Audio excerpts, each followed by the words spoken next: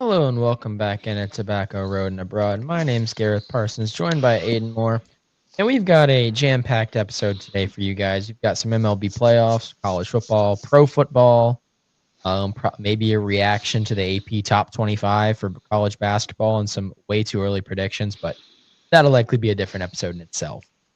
Um, but without further ado, let's get into it. And first of all, is there a series you want to particularly start with here with the MLB playoffs, or do you just want to kind of Uh, get up to speed?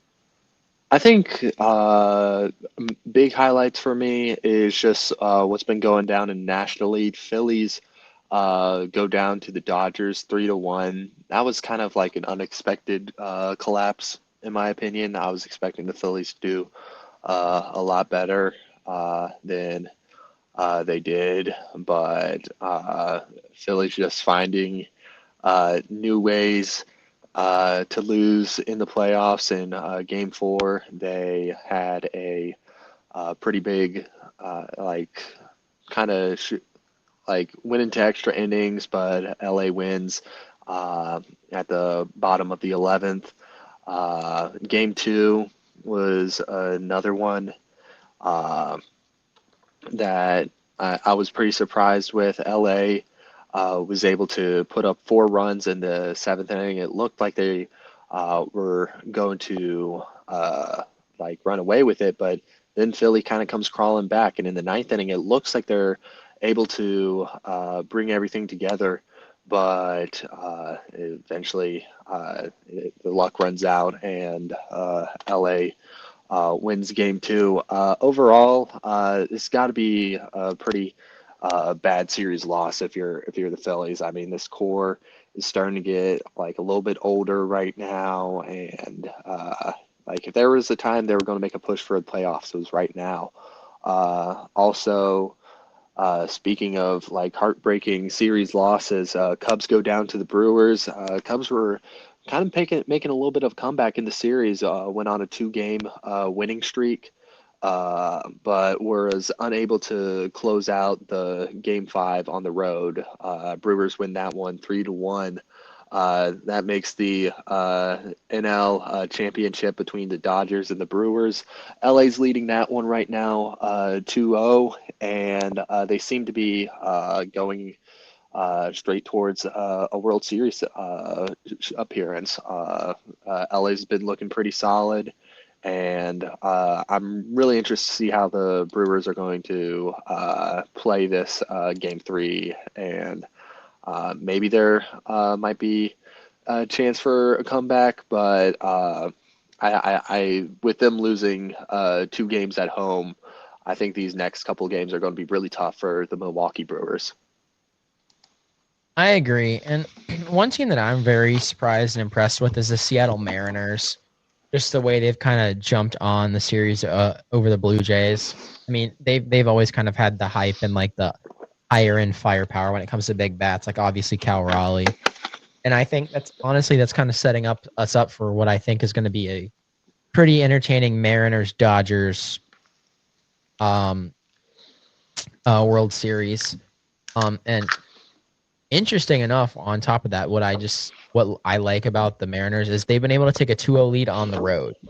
And same thing. I mean, obviously, I know the Dodgers did the same thing, but that's not quite what I expected. I kind of expected Seattle and Toronto to be a little bit more evenly matched, if you will. But I find this situation kind of weird. Like, not weird, but I think of it as one of kind of these not tit for tat scenarios. But let me see if I can kind of like put it in like let me put it in like college football terms. Say like you've got like this ranked team, and like this is not exactly the same, but like I remember this scenario distinctly from like mid 2010s, like 2015, 2016. Say you have like this 11 and 0, not 11 and 0, but like say you have like this 8 and 0 ranked team. They're like number 2 in the country. Like they've beaten like a team that was ranked just ahead of them in like dominant fashion. But then they go on the road to say like this team that's, your standard rank and file 8-4. And they like lose. And it was just that team was just built for beating that team. For me, that was the Yankees and I this is a little bit of step back. That was to me that was the Yankees and Toronto series. Just this year, the Toronto Blue Jays were just made for beating the Yankees. It was just they matched up very well with them. And then after kind of a slugfest of a series with Boston, it kind of didn't set them up the best. And then ultimately Toronto kind of sputtered out themselves. Or well, I mean, they're not done or dead in the water, but I think they're not looking great right now. But I mean, you just gotta love it for the Mariners. I mean, their fans have been had a lot of heartbreak in recent years, so you gotta feel good for them. Is there anything else you want to touch on when regards to MLB?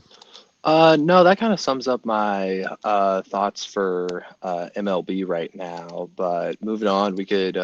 Do you want to maybe talk about this past week in college football? Yep, let's do it. Alrighty, Right. so let's see. UNC had a bye week this past week, so thankfully didn't have to subject myself to another week of Tar Heel football. But NC State played Notre Dame. Garrett, do you have any thoughts on this matchup? It started out good. NC State did what I thought they needed to do when particularly that first 2.5 quarters until about halfway through the third. They did what they needed to do to stop Notre Dame, but in typical Dave Doran fashion, the second Notre Dame applied a little bit of pressure, the second they got a touchdown, like Notre Dame had like a 3-point lead, I believe, going into half. Like it was very like a contested game. It was very physical. But similar to a lot of like road ranked matchups I've seen under Dave Doran, it's we hang around for around 2.5 quarters, and around midway through the third quarter, the other team makes their move. Which that's fine. Notre Dame was going to make their move at some point. They were going to make a big push. The problem is when Dave gets into those scenarios, he overextends himself. And I know I've criticized Dave for not being aggressive enough. I think it's he doesn't know when to be aggressive. I'm not talking, going for it on 4th and inches, Aiden. I'm not Mm-hmm. talking about that. A 4th and inches in kind of a questionable area. Like, Mm-hmm. for me, if you can't get an inch, like, your players don't deserve to be playing if you can't get an inch. Yeah. But, like, I mean, particularly in these ranked matchups, when the ranked team applies a little bit of pressure, Dave kind of comes off the rails. And I don't mean, like, emotionally. I just, in the play calling and the strategy just kind of comes off the rails. Mm-hmm. We saw this in the Tennessee game last year, and we saw this year when Notre Dame scored that touchdown in the third quarter. Dave just it just kind of came off the rails. Yeah. Instead of doing what he needed to do, he started tampering with stuff because it was working. It was just we were sputtering out around midfield. The issue was we weren't getting to midfield before he was before the errors were occurring. And I'm not putting this solely on Dave Doran. This is also on the team as well. But the team tried to adjust before they needed to. The offense was working well enough against Notre Dame. The issue is when both teams are sputtering out around midfield for the majority of the game. That is kind of where, outside of a few red zone turnovers for Notre Dame, that's kind of about where teams kind of fell apart. And where the difference was in that third quarter is Notre Dame was able to get over that hump in the third quarter. They were able to get past midfield. Meanwhile, NC State tried to get cute with it when trying to get over midfield. Instead of going to something that worked and taking a calculated risk, it kind of spiraled from there. And then it got to a point where NC State was having to take massive risks to try and stay in the game. And it was risks that were likely not going to pan out. So that's kind of how it kind of got away from him in the end. Kind of the story of Dave Doran's tenure when it comes to road matchups that are close. Outside of the Pitt game in 2020, this is how every single road ranked matchup for NC State's gone. And I kind of feel Yeah. like when it comes to, I don't think Dave Doran's going to be fired, but I'm kind of out on Dave Doran now after that game. And I know it was a ranked, really good Notre Dame team, but this team could have kept up better in my mind. With the firepower this team has, I just feel like it's being mismanaged. If you have a top 10 quarterback in the nation and a top 10 back, and you're sitting at 4-3 right now after a ranked win against Virginia, and I'm not. And before we get into the weeds on this, I know the typical SEC fans online who I've seen talk about Seder, they had a weak front half of the schedule. Um,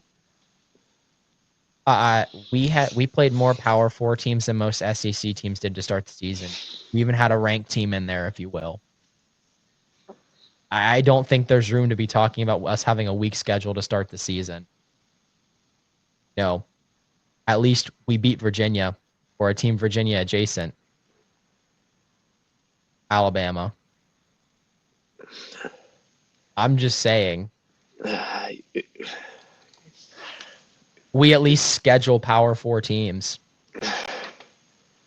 I mean, yeah, but like Wake Forest, ECU, Virginia Tech, uh, like yeah, those are Rival, powerful teams. rival, in conference rival, Duke in conference rival, Virginia out of conference game, but in conference rival and ranked. Um, I don't see Kent State in there. I don't see Lindenwood. Campbell's at least an okay FCS team. I don't know. Like I don't know. scheduling the North Dakotas are suicide. I'm just saying. They're like, you guys had an easy schedule to start the season. Okay. I mean, easy by SEC standards. Easy by SEC standards. Aiden, do you see Kent State, Ball State, or like, An fucking SEC Coastal caliber Carolina? team, an SEC caliber team would go like 6-0 at the start of NC State season. Yes, No, yes, absolutely. yes, I'm they sorry. would. Yes, they would, Gareth. Nah, I'm they drop sorry. a I'm game. sorry. They get blown out by Florida State. That's what Okay, yeah, blown out by that's a Florida. weak one. That's a weak one outlier right there. I'm saying, are you telling me, like, let's say Texas A&M has your schedule? Do they not go 6-0? No, they lose to Duke. I can't even have a conversation with you at this point. I'm sorry. No, you're living in delusion right now. No, Texas A&M would kill Duke. This isn't the Texas A&M team that lost to App State. I'm saying that this is like no, like no, that's actually like one of your worst takes. Missouri would go 6-0. No, they lose to Duke. Yes, they would. They would. I'm listen. Missouri would lose to fucking Virginia. No, they would not. Virginia's a good team, yes.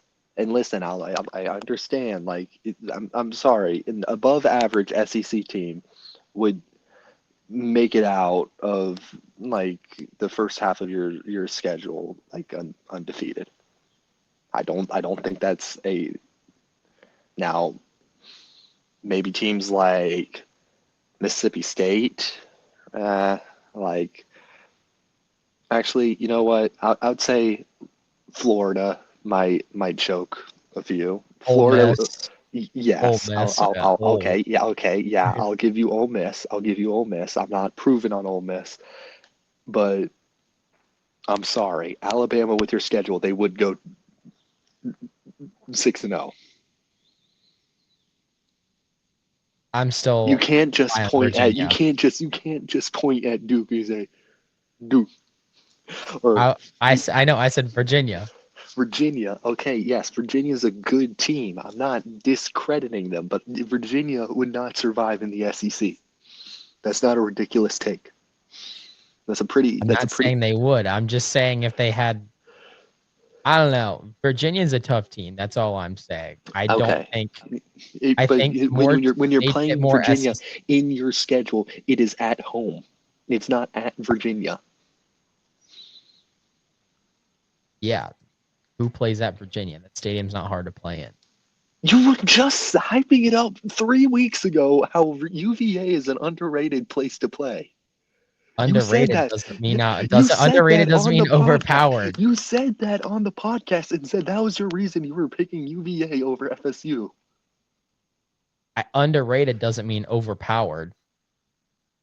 Like Lane Stadium can be a good home So atmosphere, what's but the that point are doesn't. you trying to make?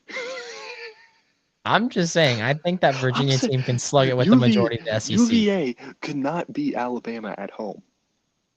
UVA could beat NC State at home, like at NC State. That like That's we've seen that happen. But UVA could not go to Bryant Denny Stadium and beat Alabama. Kalen DeBoer, Alabama. It's still Alabama. I wanna die, Simpson. I wash my eyes out with bleach, Simpson.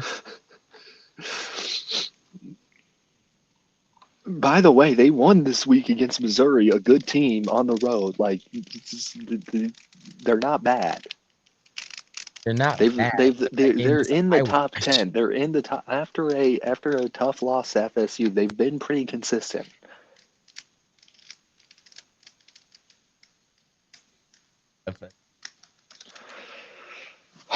Whatever.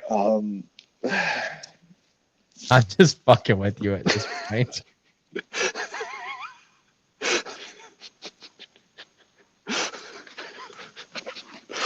I know you are, and I'm Gareth and mad. Aiden, we're not gonna get into the weeds. Gareth and Aiden in the weeds 15 minutes later.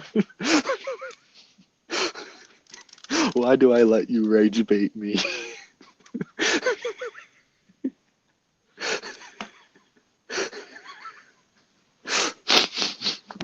What the hell are Now we I do doing? agree. Ole Miss would not go 6-0 with our schedule. I'm Yes, sorry. Ole We Miss would would not find a lose. way to screw it up against UVA or somebody. Yes, like we can agree on that. Speaking of Ole Miss, I just want to address a quick quote by Lane Kiffin. He was telling his quarterback, "Don't go back to that D2 stuff, buddy." I don't know, man. I don't know if you want to play a D2 school right now. I'm just saying your quarterback, if your quarterback hypothetically could play for both teams, you guys would lose to Ferris State. I'm sorry. I'm sorry. You would lose to D2 Ferris. Yeah, I I love Washington State as much as the next person, but this is not the Washington State from last year or the Washington State from the year before. And I have Washington State. Aiden and I talked about this with the MLB. There's teams where when they do good, you're happy for them. Washington State's one of those for me. I'm not out here trying to say Washington State's a good team.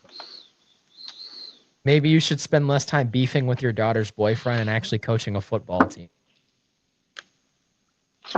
Just my 2 cents. yeah, that's not looking good. It's not looking good for But that. I let's move on. mean, you know what?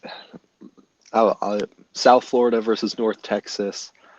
North Texas had their first sellout crowd in their stadium's history, and South Florida dropped a 60 burger on them, winning 63 to 36.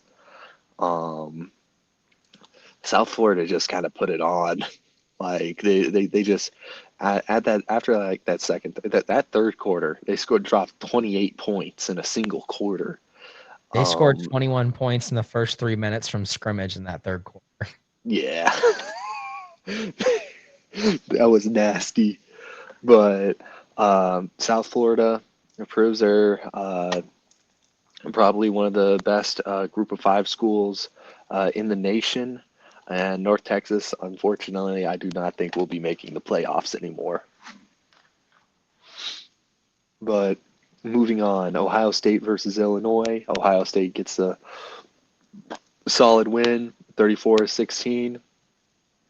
Uh, Ohio State's just doing a good job at like keeping the pace right now. Like their job is just to win and win convincingly. Like and that's what they've been doing.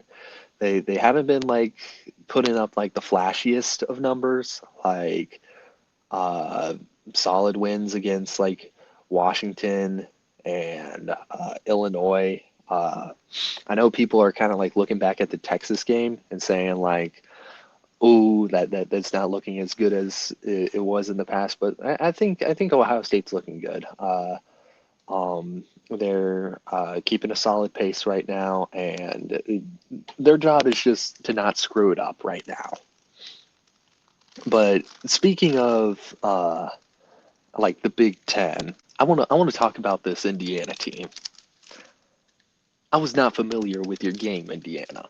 This is a different Indiana team. Um, Isignetti, Google me, I win.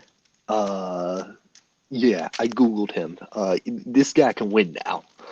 This Uh, guy can win. the Mendoza, he's my Heisman favorite right now. Like he's looking good. Like this Indiana team is got me feeling really nicey. Um, I don't know when this Ohio State is Ohio State playing Indiana? Oh, they're not. I Dang. think I saw something that Ohio State doesn't have a ranked team left on their schedule at this point. We were robbed of an Ohio State Indiana game. Can we reschedule the Indiana Penn State game to Indiana versus Ohio State, because we expected that at the beginning of the year to be a ranked matchup, but now it's looking kind of doo doo. But Indiana is looking like lethal right now. They're the number two in a lot of people's minds right now, but don't let the score like fool you. Like Indiana kind of put it on Oregon this game. Like yeah. Hoosiers win 30-20, but this game was a lot.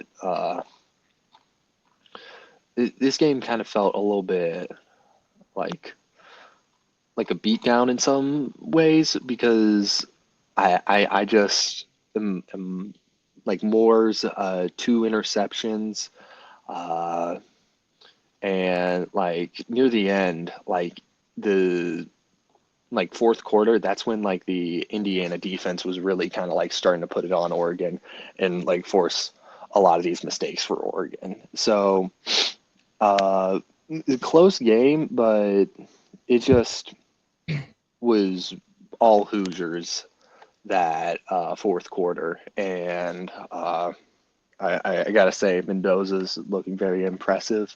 I think this Indiana team's not the same is definitely not the same Indiana team of last year where they're benefiting from a weaker schedule. I think this Indiana team can take on pretty much anyone anywhere at any time of the year. They're looking really good. Yeah, I agree. I just I w- I knew this Oregon team was good going into the year, but I wasn't completely sold on them. I know Dante Moore is a good quarterback and he's got potential. I just did not think this was his year. You know what I mean? This is Yeah. just not Oregon's year, in my opinion. Hmm. Another game I'd like to highlight. Oh, let's see. Actually, you know what? Well, let's go back earlier in the day before we highlight that. Big one for me is the Red River rivalry. This was a Yeah. good game. I mean, Texas blows out Oklahoma. It was 6-3, I believe, at halftime, but then it just kind of exploded in the second half. Mateer didn't have a great game, and honestly, if I think I think Mateer came back too early. He didn't quite look comfortable when he played, and I love that he tried to play. I love that fight. That's the kind of stuff that'll motivate teams. But he just did not look 100% comfortable when he was playing. And by no means is this like damning. And I think Oklahoma can still challenge for an SEC title. But I think this is a game where you just let your backup take it. Like, and you save Mateer for, oh, it's a close game. We haven't been able to move the ball at all. Let's bring in John for this final drive. There's 2 minutes left on the clock. We've been going 3-and-out all day. We're tied or we're down 3. Let John go in and cook. That's when you use him. I love that they tried to get him back, but I think it was just a little too soon. He just didn't look comfortable in my mind. And it's a good win for Texas. Um, I'm kind of a little bit more bullish on Arch than most people. I just think he's having a rough start to the season. And I think just with everything with social media, I mean, it's even to the point where like people who don't like non-sports media personalities are shitting on Arch. And I get that's like the fun thing to like shit on the person who's supposed to do well. I don't think Arch is that bad. I just think he's not played well to start the season. In my mind, I think he's going to finish the season pretty strong. By no means is this going to be a statistically dominant year for him. No, I don't think so. But I think he's going to finish the year stronger, and he's going to, if we look back on it, when we actually look at what happens this year, I think he's going to have a lot stronger season than people remember. Yeah. Like, I think people will remember this as a terrible year for Arch, but if you actually go back and look at the numbers, I don't think it'll be that terrible. Yeah. But overall, good win for Texas. I don't think this puts them in playoff contention, but I think it does just keep them, keep their hopes alive a little bit. What are they? They have 2 losses, or they have Yeah. so playoffs still doable. Hmm. I don't. Do they have an SEC loss? I think they just have Florida as an Florida. SEC loss. Yeah. So they're definitely still in it when it comes to SEC championship, but they're gonna have to win out. Let's just Yeah. call it. They're gonna have to win out. Yeah. Of course. Of course. I feel like the main takeaways from this one, in my opinion, I think I'm going to have to agree with you and disagree with you on Mateer. Uh, from watching the game and seeing everything, I think Mateer's problem wasn't like he was making bad throws or something like that. Like I don't think his hand was his issue. He was just making really bad reads. Like there were just some of those picks were just bad reads. It wasn't, oh, you couldn't get it there. Oh, a little bit awkward. Like they were just flat out bad reads. And I feel like this is a little bit more, is going to bring up my second point. I don't know if Oklahoma can win without Mateer right now.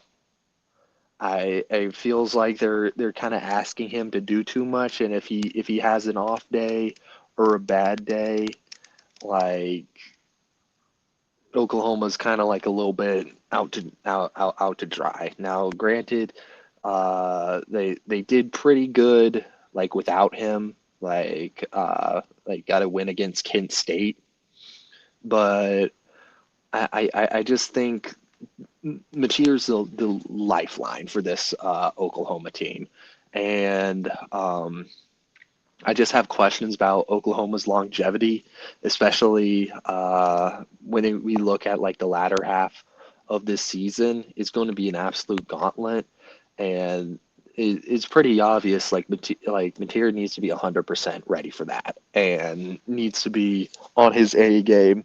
If not, I don't think Oklahoma has a shot at making it to the playoffs. But in regards to Texas, I think Arch Manning statistic like had one of his better games, like 166 yards passing, 1 touchdown, 21 for 27 passing attempts. I think statistically that's his one of his best games this year. And it's just showing that he's on a upward trajectory, and that I feel like he's going to be doing a little bit better as this season progresses. I mean, looking at the latter half of the season, there's a lot of, like he has an opportunity this week against at Kentucky. I think that's going to be another good kind of get right game for Texas until things start getting a little bit trickier for this Texas team. I know like it's kind of looking ahead, but like Texas A&M is going to be a very tough matchup, and there's just a lot of other unknowns. But I'm less worried on Texas right now than I am Oklahoma, just because I feel like the expectations for Oklahoma now are a lot higher than they were for Texas coming into this past week. Um, I'm questioning if we're going to be having Oklahoma in the playoff conversation come like November, like from what I saw on at the Red River rivalry. Yeah.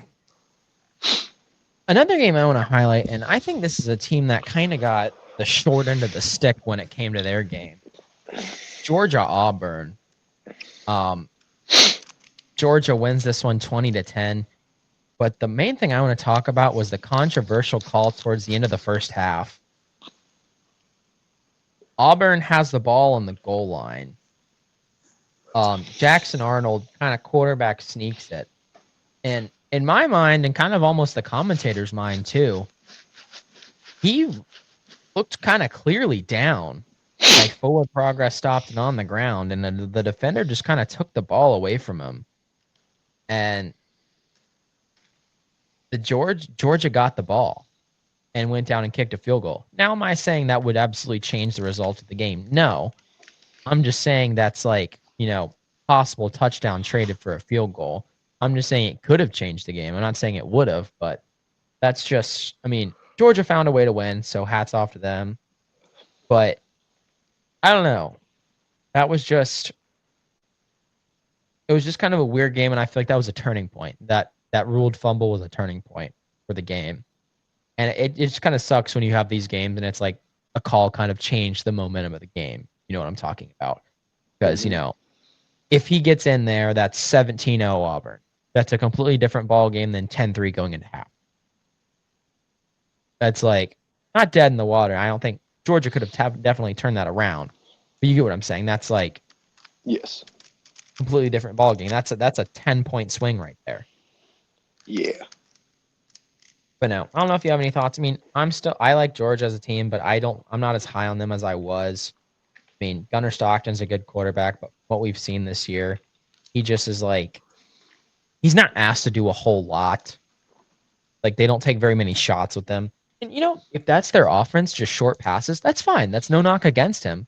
But I'm just saying, like, we can't really get a good feel of who Gunnar Stockton is as a quarterback if you know what I'm saying. Like, if he's not asked to do very much outside of these simple dink and ducks. But if that's their offense, that's fine.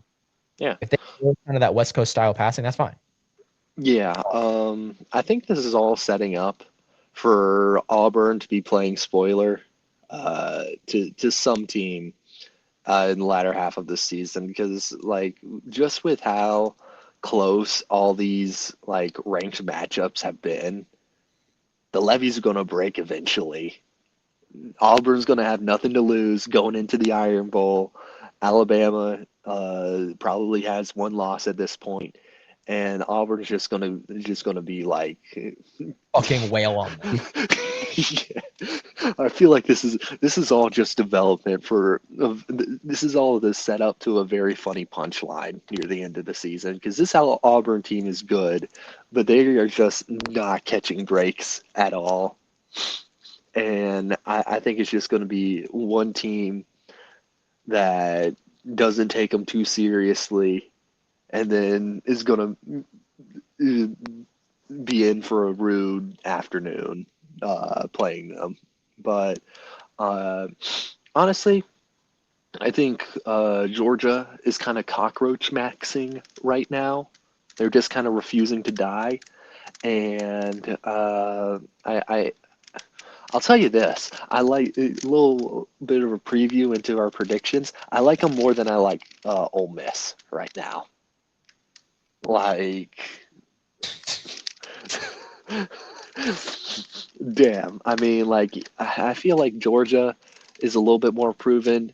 Uh, with that close loss to Alabama, I feel like Georgia, other than that loss to Alabama, like Georgia just finds ways to win. They found a way to win against a good Tennessee team. They found a way to win against an Auburn team that seems to give everyone the fits.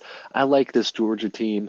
Uh, I feel like they're still figuring out some stuff, like some going through some growing pains. But right now, I'm still pretty high on them. And keeping it in the SEC, we have Alabama versus Missouri. Alabama able to come away with the win on this one, 27-24. Um, Simpson is like I like him a lot. I think he had a one hell of a game, throwing for 200 yards, 3 touchdowns.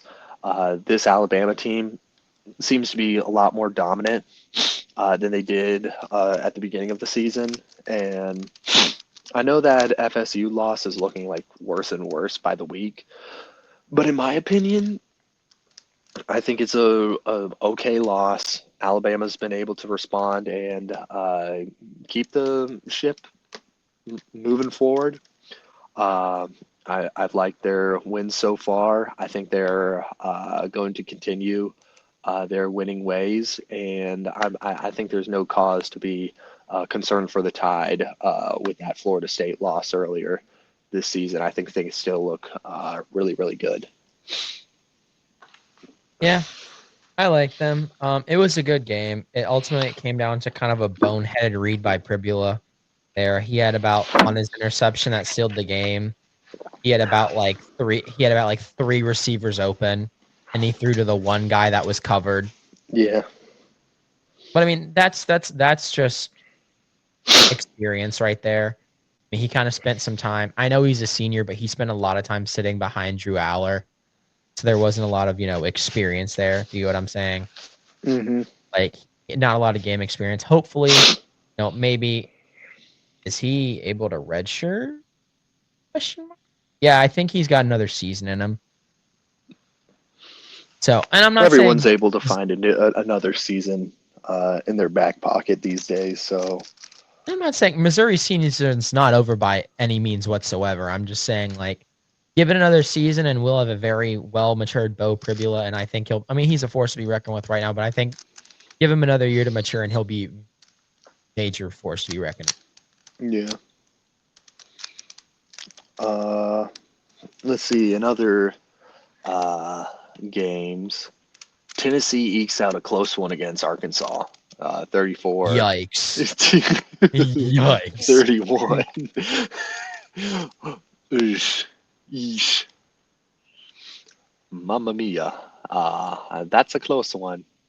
I mean, you know what? I'll Tennessee's say not I'll doing say themselves any favors. okay. I'll give Tennessee this. Going into the fourth quarter, like Tennessee was up 34 17. The next two touchdowns, I'm not gonna lie, maybe garbage time esque, but you can't be letting Auburn, I mean Arkansas, get that much fight left in them, like with like the fourth. You still got to finish the game, you know. Like it's not a good look for a team that's been struggling to say the least. Also, who's had troubles with Arkansas in the past. Me, I remind you, literally last year. There's So historical precedent. Gareth, when there's historical precedent, is a very Undefeated. Undefeated. Gareth when something has happened 10 years ago. There's historical precedent for this. But I gotta say, this isn't a good look for Tennessee at all, and like I'm not high on them going into Bryant-Denny Stadium this weekend, to say the least. I think they're into. I think we're into. We might need to make a fraud alert segment, just a whole segment, just spitting out the Fraud alert. frauds that we see. Because I'm not gonna lie, this week is the week frauds will be exposed, in my opinion. Frauds will be exposed. They will be displayed on national TV, and we will see the frauds in 4K right now. And it's going to be a big week for frauds.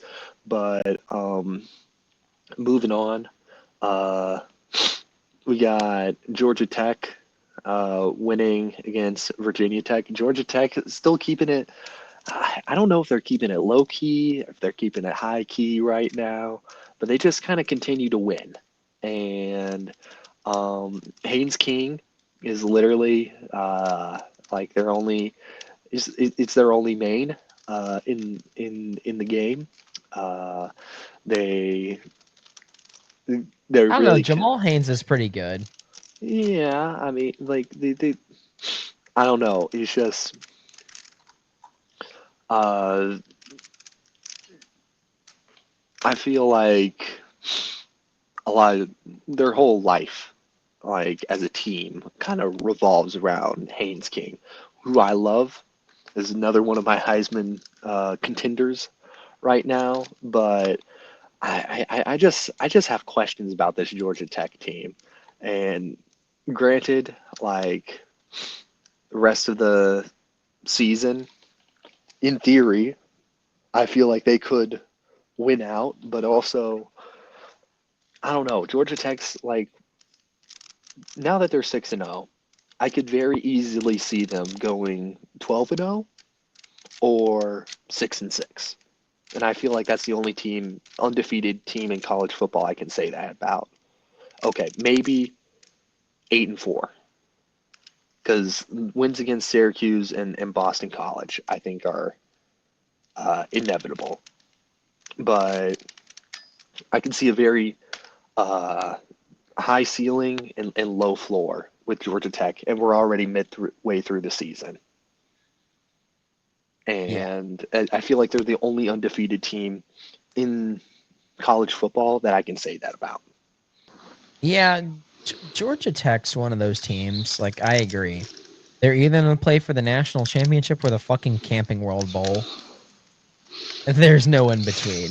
Yeah. Oh, there may be an in between. I'll give them that. There may be an in between.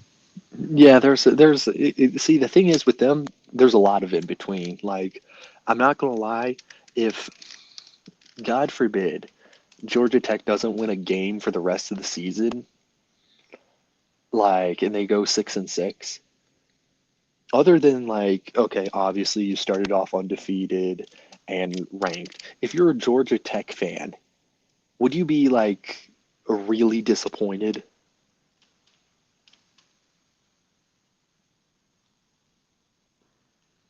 Like, I feel like I don't know what the expectations for Georgia Tech should be right now. I mean, obviously they've looked really good, but also they've had some very questionable wins.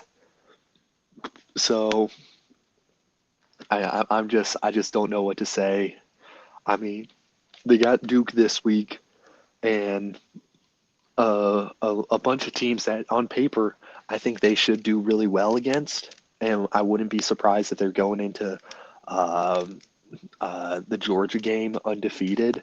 But if they're not, like, I don't know what to say. Is this team's very hit or miss, and I don't know if it's a good sign if you're saying to limit your expectations if you're an undefeated team. Actually, wait, no, I take that back.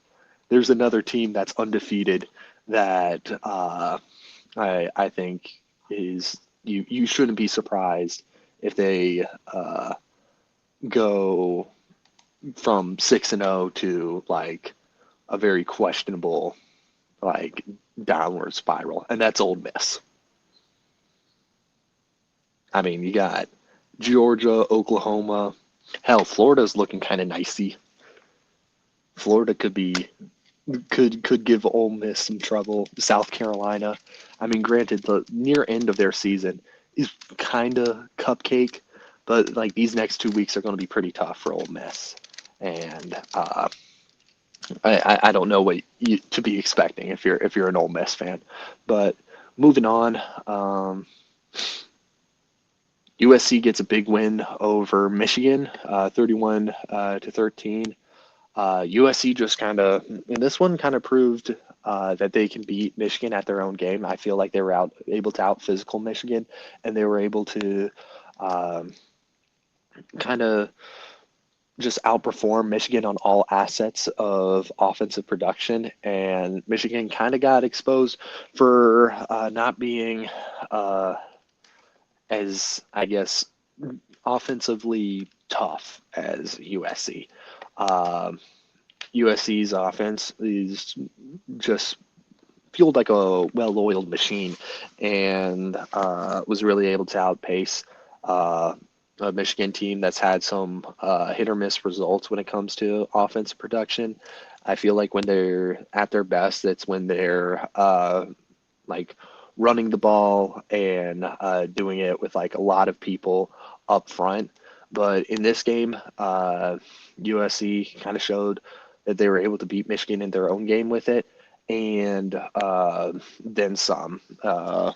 With Michigan, they're really kind of a one-dimensional offense. While like if you're facing a team that has more than one dimension on offense, I feel like that's usually going to be the keys to success to beat Michigan, and we saw that with USC.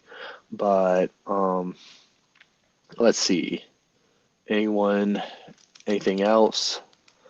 LSU Um, gets the 20-10 victory over South Carolina. I refuse to kind of admit that LSU is a thing right now. Like they're kind of boring to watch. I'm not gonna lie. Like it's, yeah, it sucks. Like where's like Nussmeier has had a good game, 254 yards, 2 touchdowns, but like these are nobodies. Like man, like I like LSU's a boring 5-1 right now. I'll say it, man. I think they're going to get fraud checked. They're getting fraud checked majorly over these next couple weeks. Just you wait and see. I'm not high on LSU whatsoever. We're going to be seeing them in the Camping World Bowl. I'm tired of talking about LSU, and we don't even talk about LSU that much. I'm tired of even acknowledging their existence. Texas Tech gets a big 42-17 win over Kansas. Texas Tech, they're in my top five right now. They're in my honestly, they might be in my top three right now. My top three: Ohio State, Indiana, Texas Tech, in that order right now. And I'm pretty high on them in general. Uh, Maybe you know what? Ohio State, Indiana, Texas Tech, Texas A&M, Texas Tech, Miami. That's my five. And let's see. Any Pitt other? FSU, Oh yeah, Pitt, FSU. Uh, heck of a game. Man, my dad got mad at me because he was asking me, uh, "Yo, I have some money that a friend's gonna like put in a parlay. What team should I bet on?" And he was like, "I'm feeling Pitt over FSU," and I misdirected him and I said, "No, Mateer is back. We need to put that money on OU, baby." And uh, my dad said he's never taking advice from me again. So Pitt gets the big win over FSU. Um, I'm not gonna lie, this matchup to me was really feeling like, okay, who can choke the less? Because right now these two teams are choke prone. They're 4-year-olds with a Lego set. They be choking on everything right now. Pitt just kid refuses to win big games when they matter.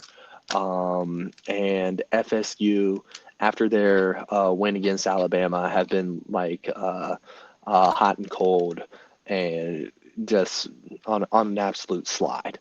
And Pitt showed semblance of being a coherent football team and was able to get the win. I think it's just the ending with Pitt kind of like being able to run away with it for a little bit. Florida State tries to make like a little bit of a comeback near the end, but Pitt's looking good, and they get the win.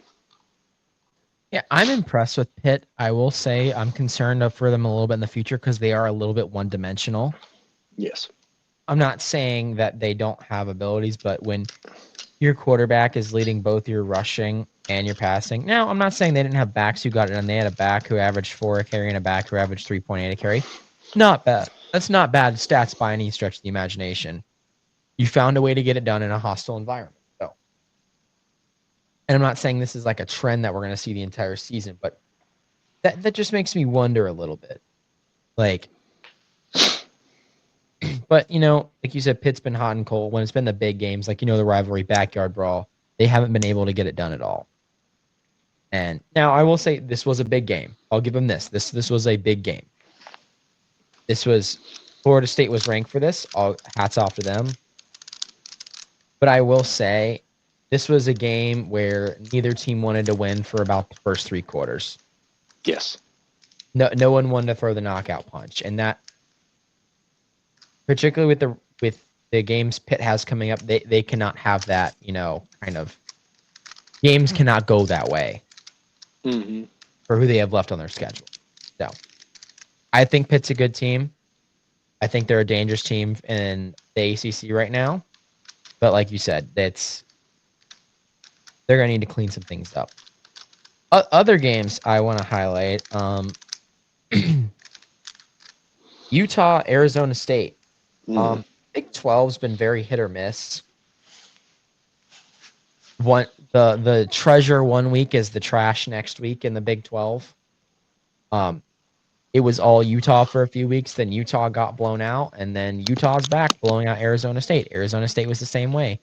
Arizona State had some tough early losses. Then they got it back against a good TCU team, and now they lost again despite being ranked again.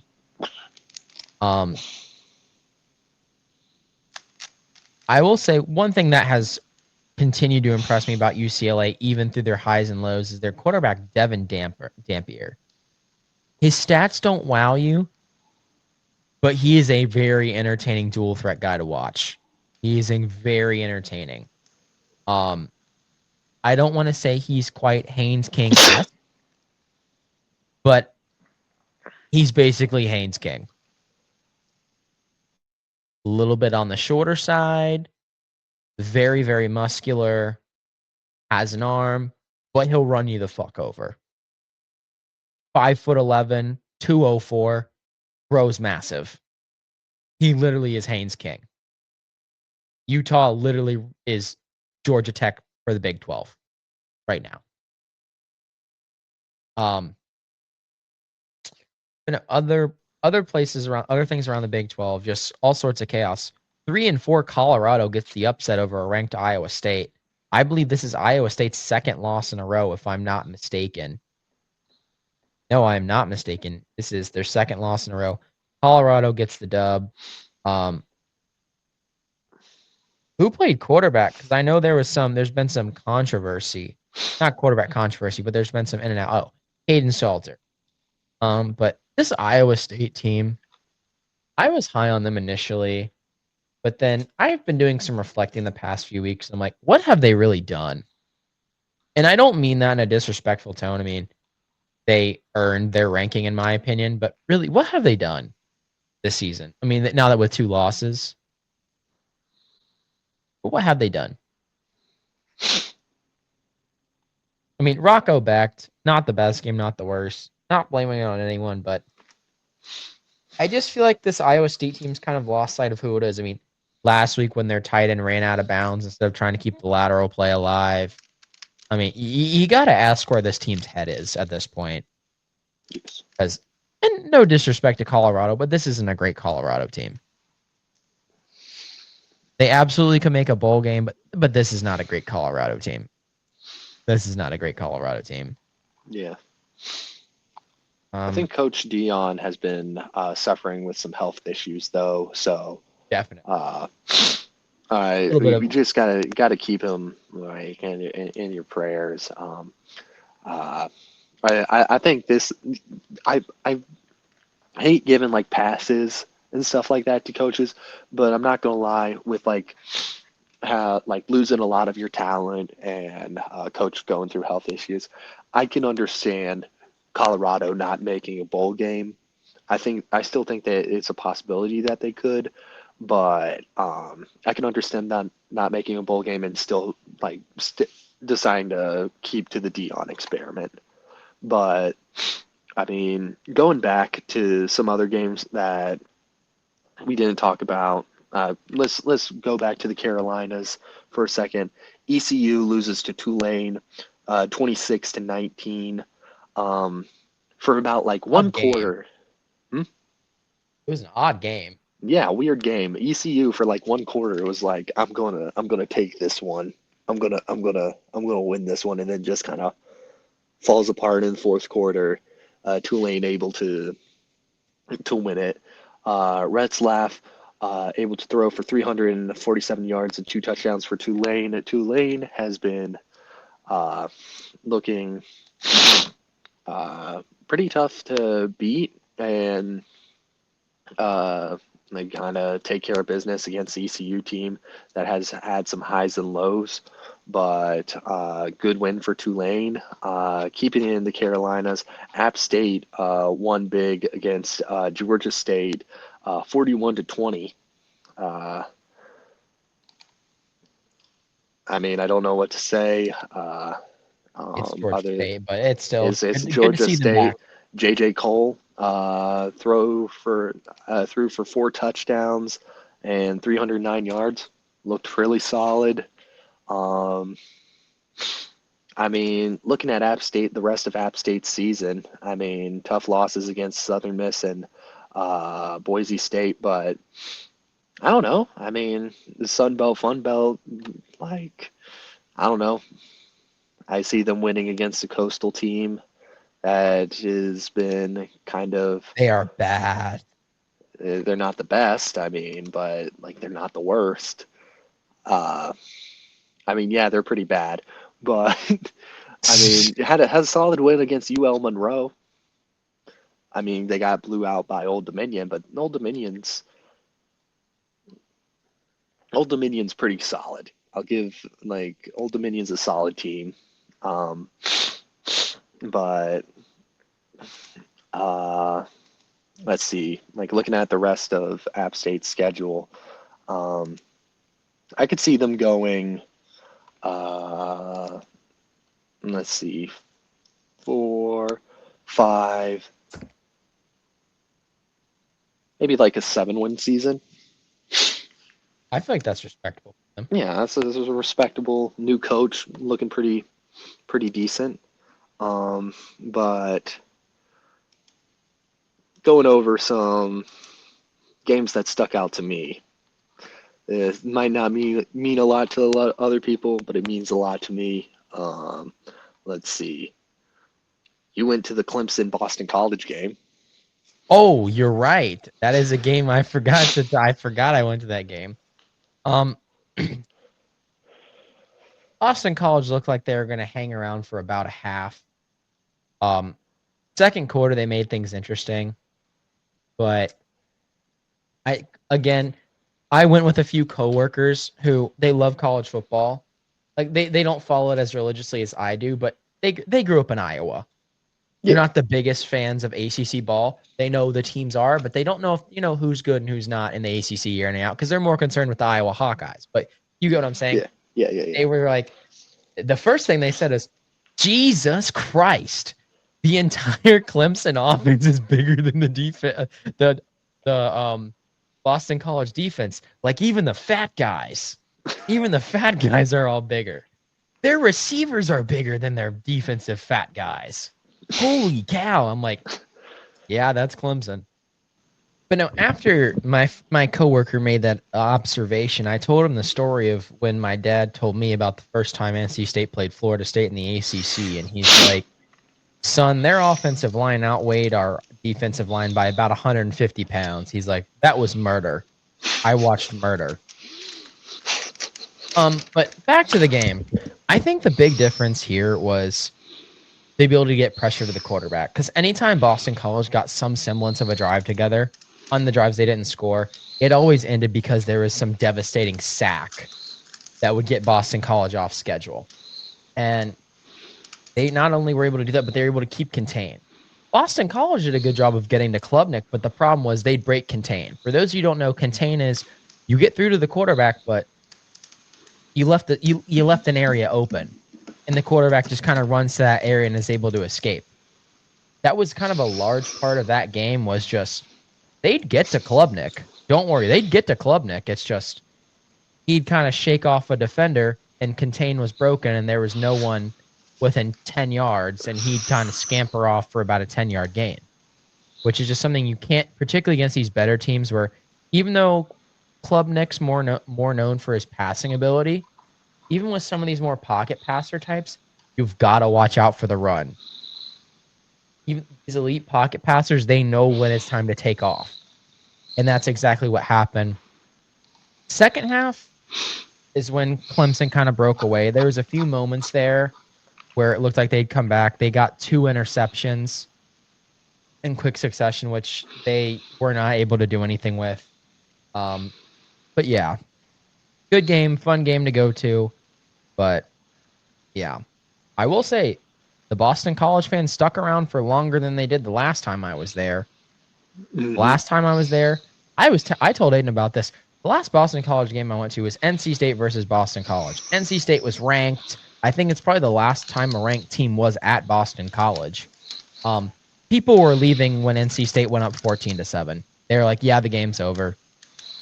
If we don't have the ball, we can't control the clock, and we can't control the clock when we're down." And I'm like, "Why are you leaving?"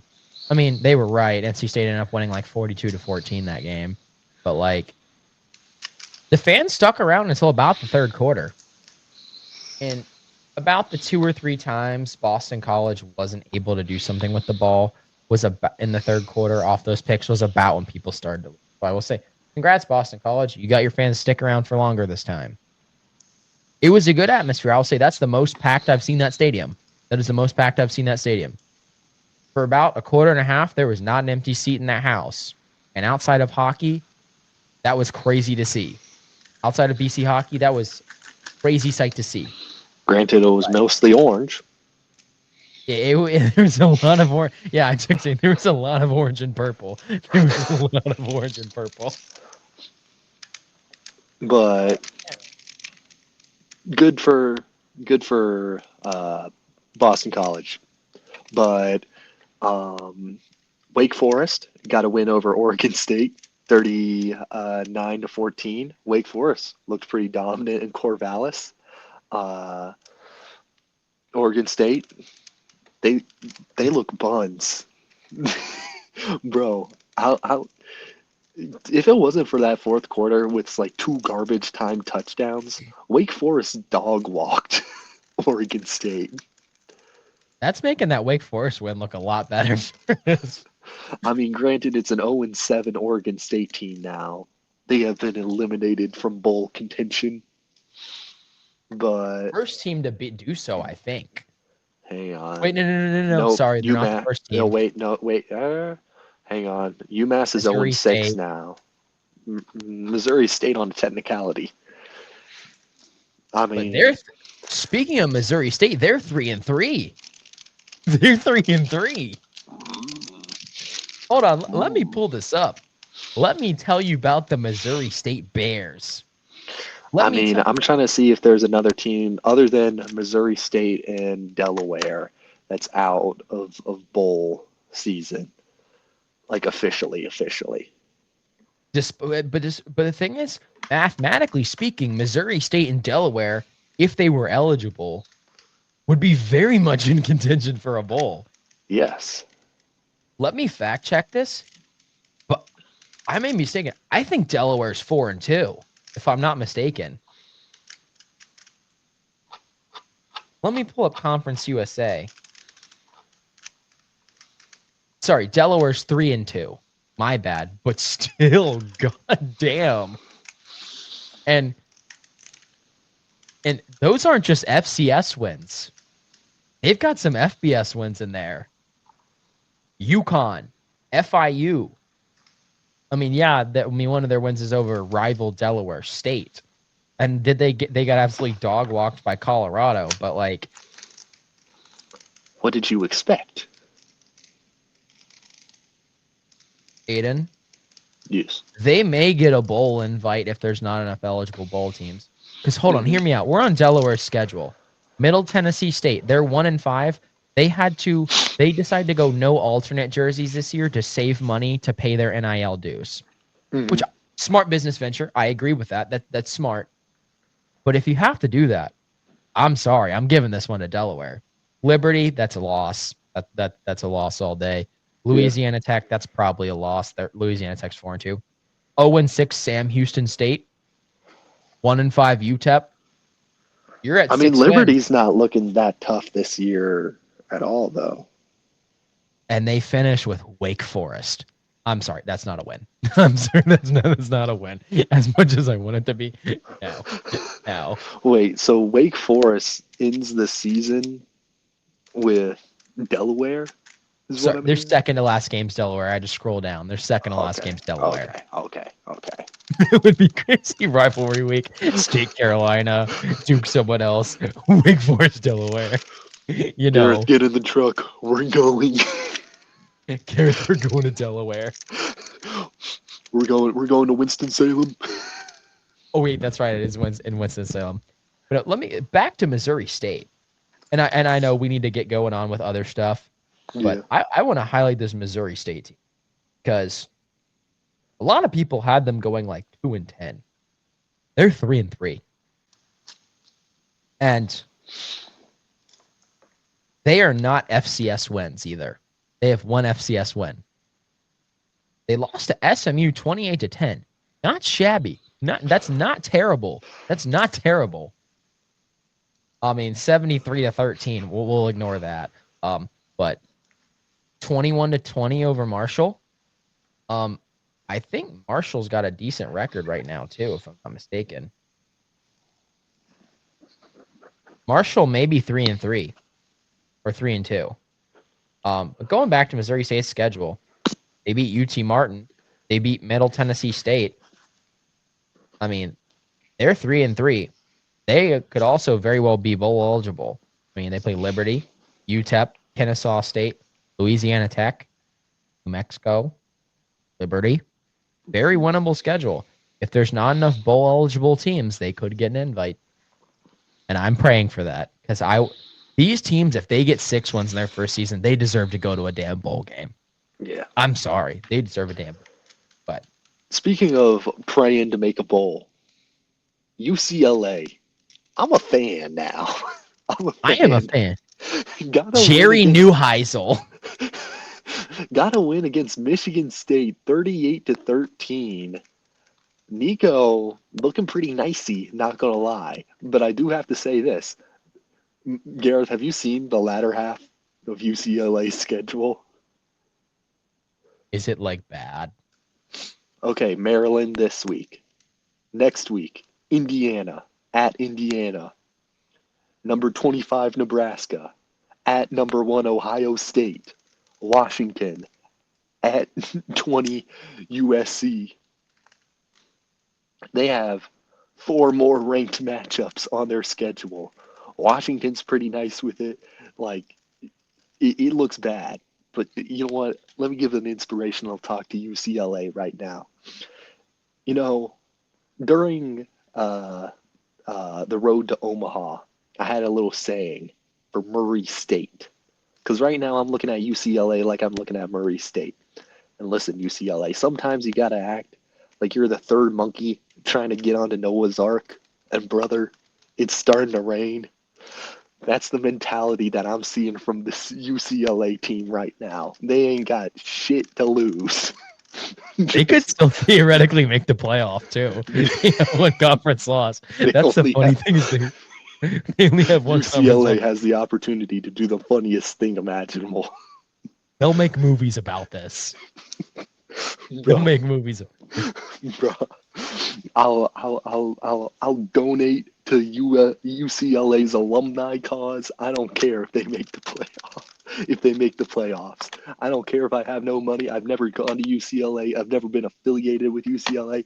You have made a fan out of me if they make the playoffs somehow this year.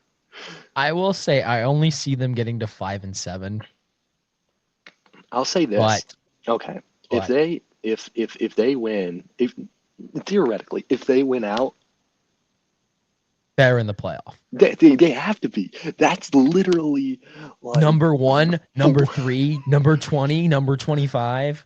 That's more ranked wins than like probably the other 11 playoff teams, if I'm being honest. bro, like if in theory, like it's a honestly, bro, I might just drop the parlay, throw like $1 in there saying UCLA makes the playoffs because the payoff would be crazy. I mean, Aiden, all Hmm. I'll say is I don't encourage gambling. I was sitting there in my hotel in New York City for the Big East Championship. And I was staring down putting $100 on NC State to win the ACC tournament because why not? Because why not? Had I had I done that and reinvested all the way to the Final Four, I'd have $180,000 right now, Aiden. So this is to me saying, shoot for the stars, Aiden. Shoot for the stars, because Aiden, I wouldn't be worrying about finances right now had I just had the balls to go. You know what? Why not? Why Why not not us? us? Why not us? Now, Aiden, would I totally at that point have put all that on the national championship on the final four in the national championship game? Yes. Probably. And I'd Yes. probably actually I don't know. I probably would have split it down the middle. I probably would have split it down the middle and kept like 90K for myself and then 90K on the game. Yeah. I don't know. Who knows? My parents might have been like, just put $100 from the game, Gareth. Just put $100. You're keeping the rest of it. But yeah, yeah. You know what? 99% of gamblers quit before they make it big. Remember that. Remember that, audience. Clip that right there. But last game that I want to, this summary has gone way too over, but Penn State loses to Northwestern 22-21. My We boy smoking on that Preston James. Stone. We smoking on that James Franklin pack tonight. James Franklin has been fired. Uh, you know what? I'm usually a very humble man. Uh, like I try to understand people, and as a commentator, I understand that I'm not always going to be right when it comes to my predictions and my analysis. There's a lot that I don't know, and there's a lot that's unknown. But I am proud that I have never fell for this Penn State propaganda this year. I'm sorry. Or ever. I don't think you've Yes, ever fallen for the. have not fallen for that Penn State propaganda. My only regret is that I uh, said that they were going to go like 9-3 this year. I think that's was my prediction was. Gareth had them going like 5-7, and I'm not going to lie, he might be right. He Now might, there's another one. There's another one I'm eating my words on that I thought like Tennessee was going to go 5-7, but yeah, but you know what? You might be right with Penn State, and you might be wrong about Penn State in the sense that you didn't predict them to lose more games. they might be 4-8. But I don't know. I will say this: teams after losing their coach this year,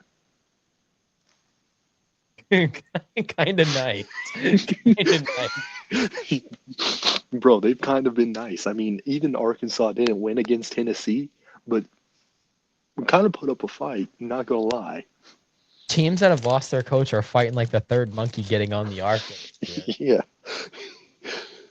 man. Okay. You know what? We can make this a clip or something. This is actually like a big like discussion. What do you think about teams? Like, I feel like the approach to hiring and firing coaches now has changed over like the this period of like the transfer portal, because I feel like teams are a lot like they don't wait till the off season to like Yes. boot their person. And I think maybe to bring this back to like UNC, I think this kind of like also contextualizes a little bit of Mac Brown, if that makes sense. Because I'm not gonna lie, like yeah, it doesn't look good like what UNC did to Mac Brown, or what they were trying to get Mac Brown to do. But in this, like what we've seen of this season and like seasons as of late, it makes more sense now in the sense that it seems to be a more common thing among teams just to like, if you're out, get it out immediately, because with like how the transfer portal works and stuff like that, you want to like really show to like everybody like, hey, we're putting together a new team or something like that. Like, Yeah. I like. What do you think about the message that it sends? Like, do you like it? Do you not like it? Like, What do you think? It's been at the forefront of my mind for at least the last few weeks. I mean, obviously the Brent Pry one surprised me, like to firing him that early in the season. But what kind of showed me that this has been like a full scale shift was the firing of Mike Gundy and then the firing of James Franklin mid-season. Yeah, And honestly, UCLA one didn't surprise me, like just with the kind of brand they are. That just seemed very on brand for them, yeah, just because they're big. They're UCLA. They have to be big and flashy, and they have to make a statement. But I think it's kind of you kind of hinted at this, in that I think it's you're gonna try. And I'm gonna tie this into bowl games. You're trying to figure out who your guys are for next year. And honestly, if you can get them sold on your assistant coach or whatever interim you bring in, I think you have a better chance of retaining them. Particularly it's not. firing them in season. I think you're trying you a lot of these teams waiting till, and I think this is smart. A lot of these teams, I think, outside of James Franklin, waited until these players couldn't sit out the rest of the year and transfer. Like at this rate, they might as well play this year to get stats to get if they're going to transfer. Yeah, Help. I think this is a win-win for both.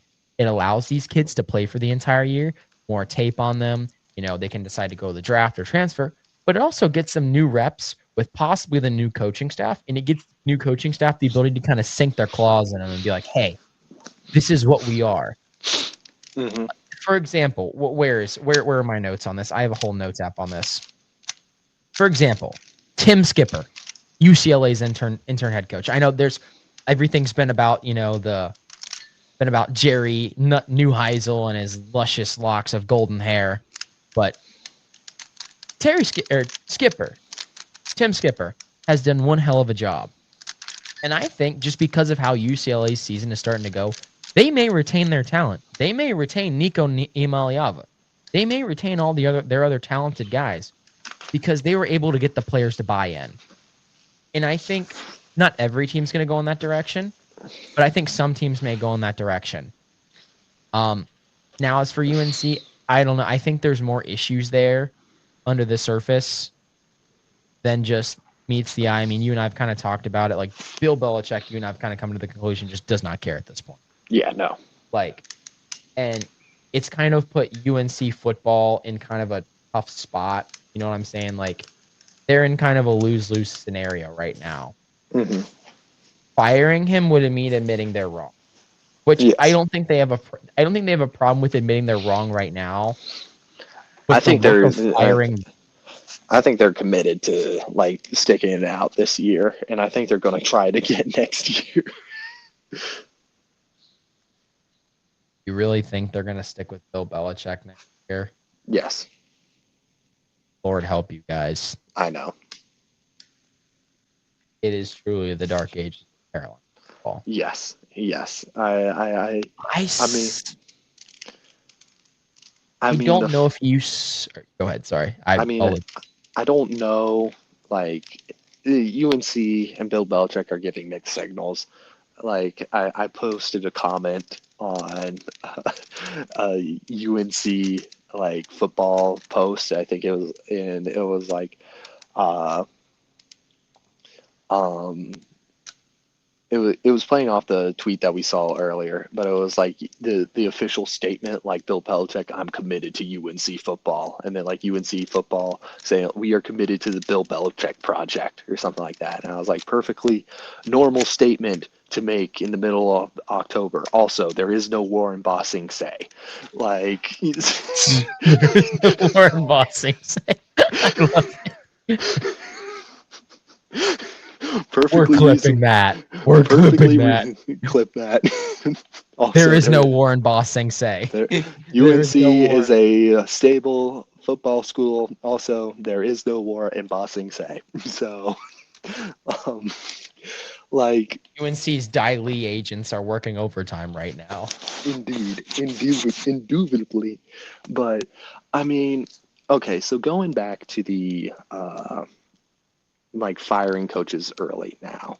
I mean, it's very telling that it doesn't happen 3 games after like the start of the season, because like that's the usual like time frame for starters. Like if you play 3 games, you're no longer eligible to sit out the rest of this season. But you see, the thing is with the, I like it a little bit because, listen, if you know like the direction that you're going with a franchise, and this goes with like college sports or pro sports. It goes with anything. It can go with anything. If you are set on an idea after a key moment, it could be losing a big game. It could be uh, somebody messed up on something. If you're set, like, okay, this is going to be an issue. Like, it doesn't matter if they win out, if they continue to be on their good boy behavior for the rest of the allotted time, we're going to be firing them at the end of this season because that's unacceptable. There's no Yeah. need for the speculation. There's no need for the, let's see how he does in rivalry week. Maybe he could save his uh, career in that game. Because say he does save his career in that game, even though you were convicted, you were convinced, it had with conviction in your mind, like this guy is not for us. If this is something that I've like been trying to learn in life in general. If you're convicted, if you have a really strong opinion about something, and it's saying like this isn't working out, you got to stick with your guns on it. Yes, it's going to hurt. Yes, it's not going to be the best.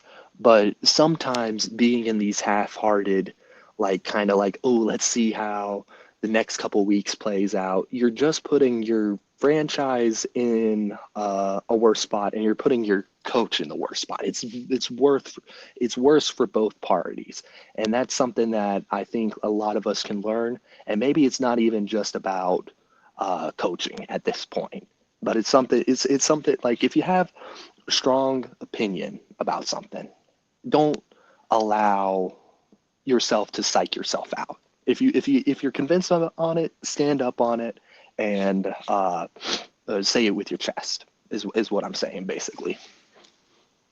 Yeah, and I agree with that. It's at some point you've gotta.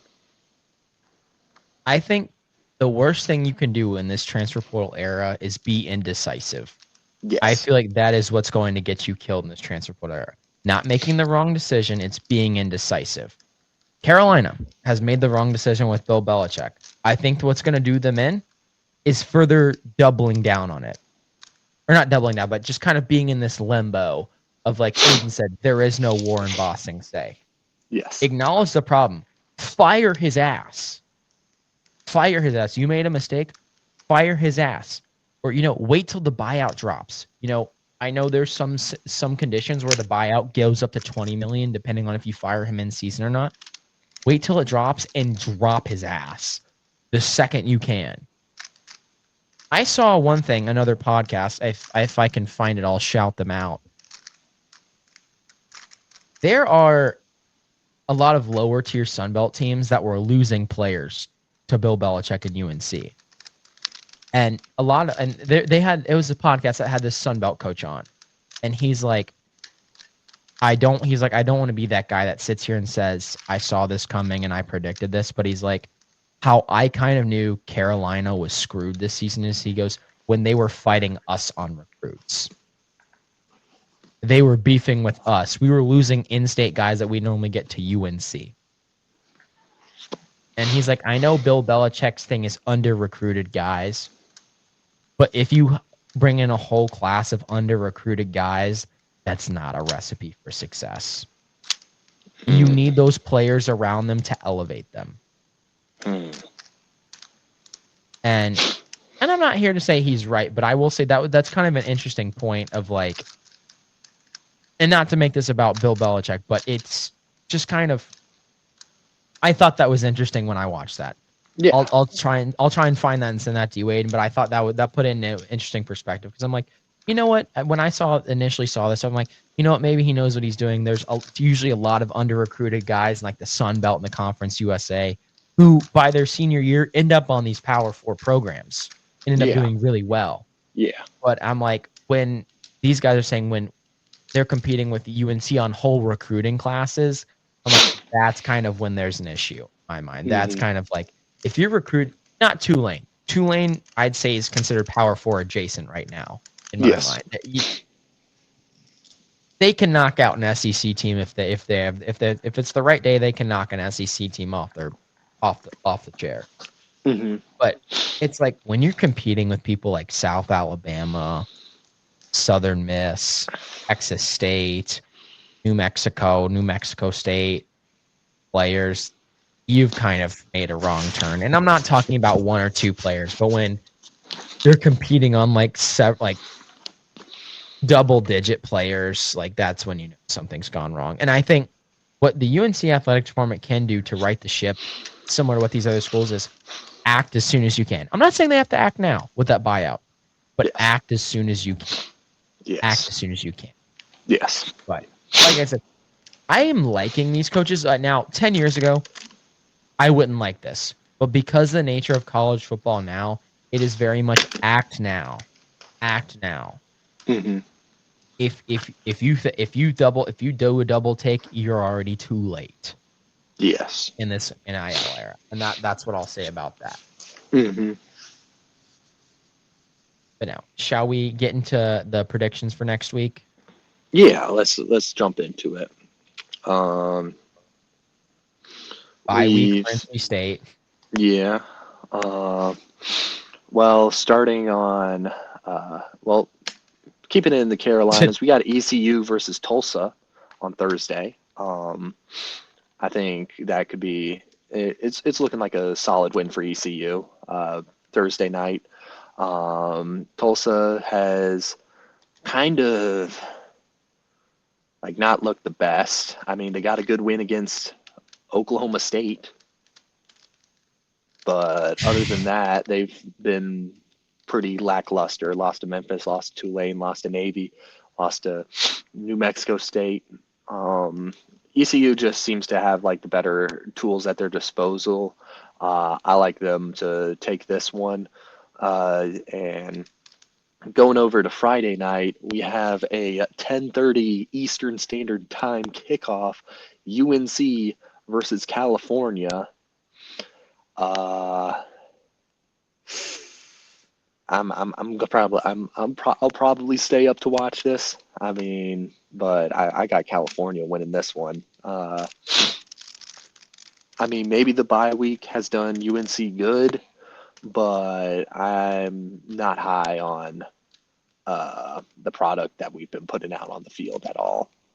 I don't even know if we're going to be who we're going to try to start this game. Uh, I don't know if we're going to be going with Gio Lopez or what's his name? Uh, Max Johnson. Max Johnson. Uh, I don't know. Boy, was I wrong on him. Yeah, I don't know. It's not looking good either way. I think matchup predictor has us at a 24% chance for victory. Um, that's even too high in my opinion. Uh, Give me Cal to win this one. Uh, let's see. Saturday we have Duke versus Georgia Tech. Duke, this could be a trap game for Georgia Tech. Duke is actually favored by 1.5 points. So really interesting matchup. I do think Georgia Tech has what it takes to win this one, but on the road in Wallace Wade Stadium, I don't know. Could be this game has trap game written all over it for me. Yeah, I'm gonna have. This could be a difficult game for them considering Duke's offensive firepower.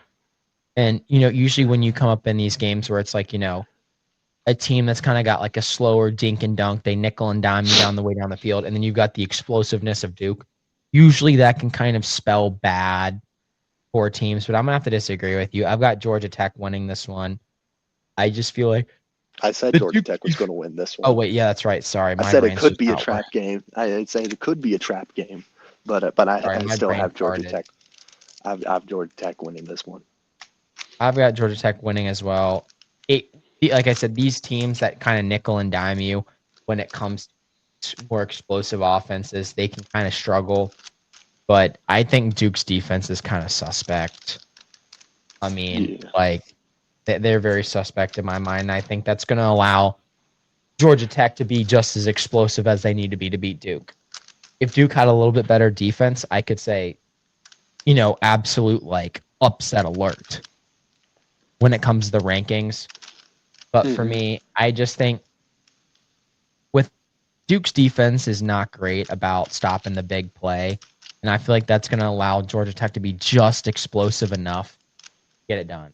If you know. Yeah. But let's see. Uh, hmm. App State versus Coastal Carolina. Coastal Carolina is not looking good. This one's in Kid Brewer Stadium up in Boone. That's a pretty good home field advantage when they're not playing Lindenwood. Give me App State. Yeah, give me at by 35. Charlotte versus Temple. I mean, Temple has looked hot and cold, but Charlotte has been looking booty. So Cold. give me, give me Temple on this one. Charlotte's been looking very cold. Yes. Yeah, I'll take Temple as well on this one. It's just I want to be high on North Carolina teams, but it's just I'm sorry, Charlotte, you're just not it this year. Yeah.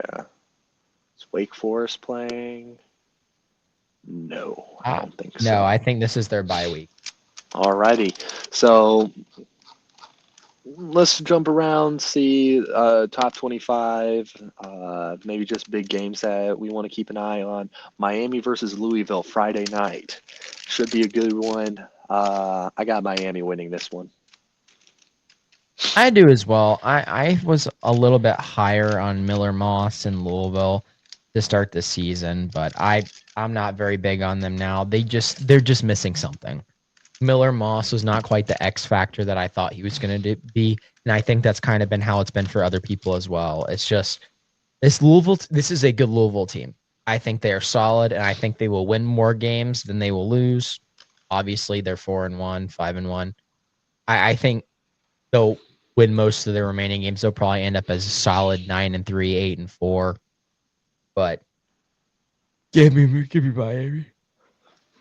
Nebraska versus Minnesota is kind of looking like a little bit of a sleeper matchup, not This going to is my lie. upset pick. This is my upset pick for the week. I've Ooh. got Minnesota over Nebraska. Nebraska, you look great. You're somewhat back, dare I say. You are somewhat back. Not back to like 1990s, but you are back to somewhat relevance. But I like Minnesota. Just they've been playing well recently. It's at home. Um, I know they had a rough road go against Ohio State, but I'm high on them. I know they had a close one against Purdue, but that's a Big Ten special. Yes. For me. Yeah. For me, I've got Minnesota up in the cold. Minnesota's going to slow that game down. They're going to try and temper that explosive Nebraska offense. It's 8 o'clock. That Minnesota stadium's going to be rocking. Give me Minnesota on this one. I'm gonna go with Nebraska in this one, but it's the reason why I brought it up. I knew it was speaking to you a little bit, but I like this Nebraska team. I feel like Dylan Raiola has really kind of like stepped into his own a little bit. Throwing for 16 touchdowns on the year, only 5 interceptions. I remember earlier in the season, I feel like we were a little bit more sus on him, but I feel like he's really kind of started to like hit his stride. And I like this Nebraska team a lot with solid wins against Michigan State and Maryland. Uh, Rough go around with Michigan, but nothing about them has really like shown any red flags as of late.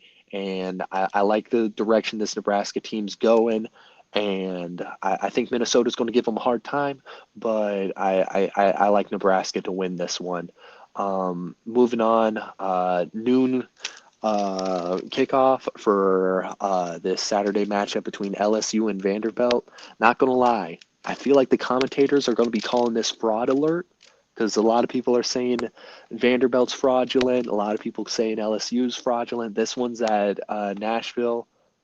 Give me Vanderbilt on this one. Give me Vandy. Like LSU looks good and all, but something about this Vanderbilt team, I'm just more high on them than I am LSU. I feel like both teams have a significant weak points. With LSU, yeah, they have the one loss to Ole Miss, but a close win against Clemson. I feel like they haven't really taken care of business. Anyone except taking care of business against anyone except like Southeast Louisiana. Everyone else has been relatively close. Maybe you can make the argument that Louisiana Tech was kind of a blowout, but 23-7 against Louisiana Tech? I'm sorry.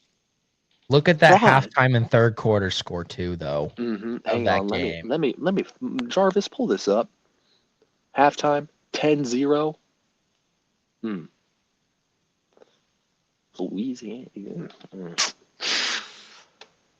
I don't know. I don't know. Fraud alert. I'm saying fraudulence. Give me Vandy in this one. I think Vandy's gonna is due for um, a good bounce back against a tough loss to Alabama. I think this And bye week's gonna do them good. I agree with Aiden on this. Um, each team has very, I'd say, like kind of certain flaws that are kind of keeping them from being that going from a great team to an elite team. But for me, Vanderbilt just has this more. Their offense has a little bit more of an explosive aspect to it that I feel like is going to kind of help them as conference play kind of gets into the nitty gritty. I was really high on Garrett Nussmeier just before the season, and boy was I wrong. Um, but I'm not doing this to like dog on him, but it's just he is not performed to the ability that I thought he would. And I just think, like I said, Vanderbilt's there's just something about him. It's in Nashville. This LSU offense in particular hasn't exactly been stellar. So, and this is a difficult Vandy offense to stop. So I think this could be a pretty. I don't want. It's not gonna be a blowout, but I think this could be a pretty sizable win for Vanderbilt.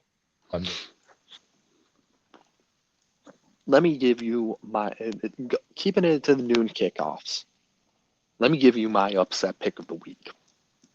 Washington over Michigan. Spread has Michigan favored 6.5 points. Washington's only loss has come to Ohio State. And well, everyone's kind of been sleeping on Washington. Granted, I've kind of gone out We to, have two. or yeah, we've I've was calling Washington frauds at the beginning of the season, but solid wins against Maryland, Rutgers.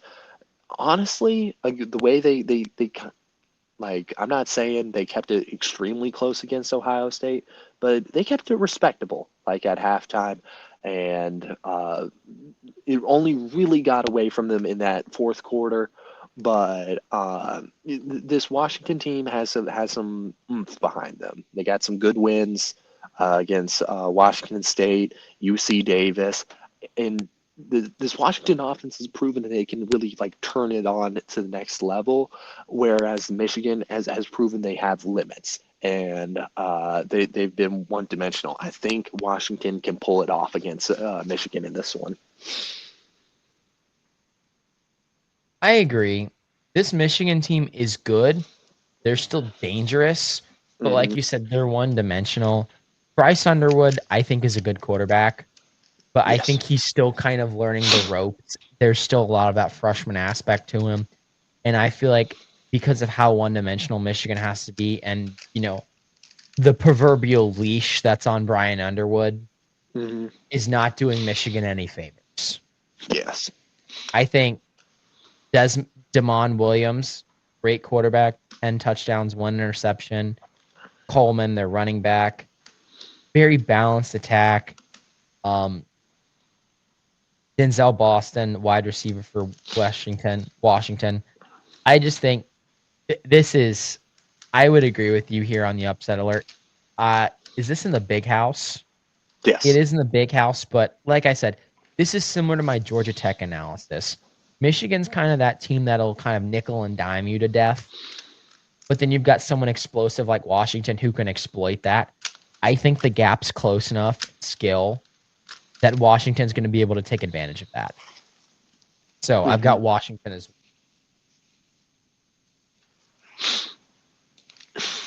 All right. All right. Um, let's see. Another interesting noon kickoff, Baylor TCU.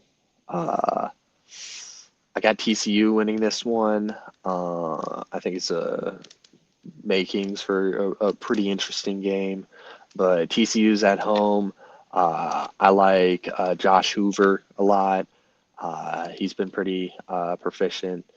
Uh, and for Baylor, um, Sawyer Robertson also has been looking pretty good, but just this TCU team, I feel like they got a better defense. I've liked them a little bit more in their Big 12 play. So give me TCU winning that one. Let's see. Uh, any thoughts on speaking that of one? TCU, um, the Big 12 for me, and I know this is going to sound kind of cliche because a lot of the Big 12 is where the Wild West was. The Big 12 is kind of the Wild West, if I'm not if I'm allowed to go there. Because let's just look at some of the things that have happened here. TCU, I was very high on them. Josh Hoover was a Heisman candidate for me. But since that UNC win, they have kind of a sus win over Abilene Christian, close win over SMU. They lost to Arizona State on the road. They beat Colorado, and then they kind of get the business given to them by Kansas State. Kansas State beat them 41-28 in a game where Josh Hoover was all right. I mean, he had 376 passing yards, 3 touchdowns, 2 interceptions. Um, there's just kind of this kind of unpredictability factor when it comes to particularly these Big 12 teams. Baylor, they've had some good wins, they've had some bad losses. Um, but for me, I'm gonna go with Baylor in this one. Um, TCU, I like them, but Baylor, they've had the ability to win on the road this year, particularly in tough environments, particularly that SMU environment. Now, I know SMU is not necessarily the best team in the ACC this year, but I like Baylor's ability to win on the road. Sawyer Robertson, I'm incredibly high on.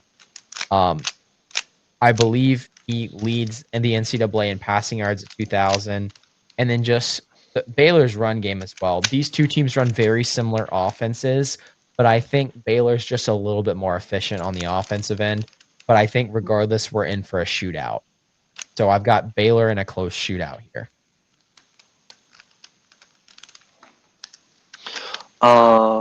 Let's see. Any other game? Ole Miss versus Georgia. I got Georgia winning this one. Ole Miss, I'm sorry, you're on fraud alert right now. Yeah, I've got Georgia in a big way. That game's gonna get ugly. That game's gonna be very. SMU versus Clemson. Gareth, your thoughts? Back in Death Valley, does Clemson have what it takes to kind of like start putting things together, rest their season? If I'm not mistaken, doesn't look too difficult, other than maybe, I mean, Duke, Florida State, Louisville does look pretty tough, and South Carolina's iffy. But do you think Clemson makes it out with a bowl game appearance this year? I do.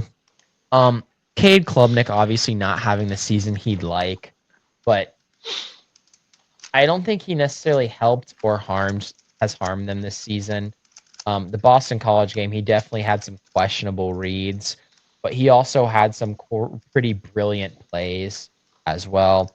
I just think he needs to settle down and just make the right decisions. And I think but Clemson can escape this year with an 8-4 record if he just is able to settle down and play the type of ball we know he's able to play. Then he will be fine.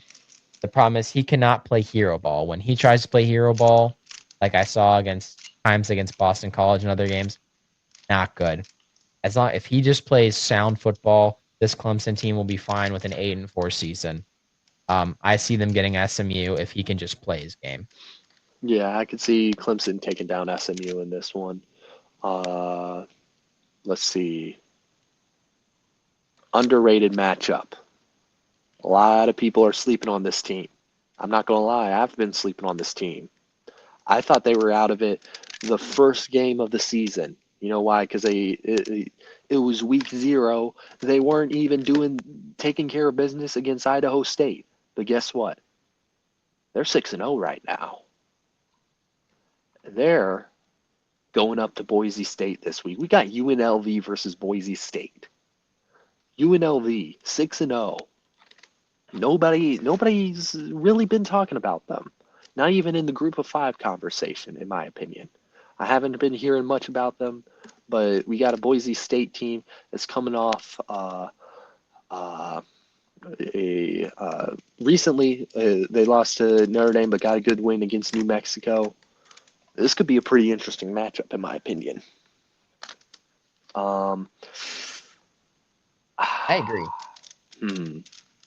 I think I got Boise State winning this one, but I feel like this is going to be like the first like real test for UNLV because I'm not going to lie, pretty fraudulent looking schedule this year. I mean, if I'm being completely honest, I'm glad you're bowl eligible, but wins against Sam Houston State, UCLA, when they were bad, Miami of Ohio, Wyoming Air Force. Air Little Force is sus. the best 1-5 team in the nation. That's all I'll say. They let a triple option team score 48 points. Yeah. That's bad. I got Boise State winning this one. UNLV on fraud alert again.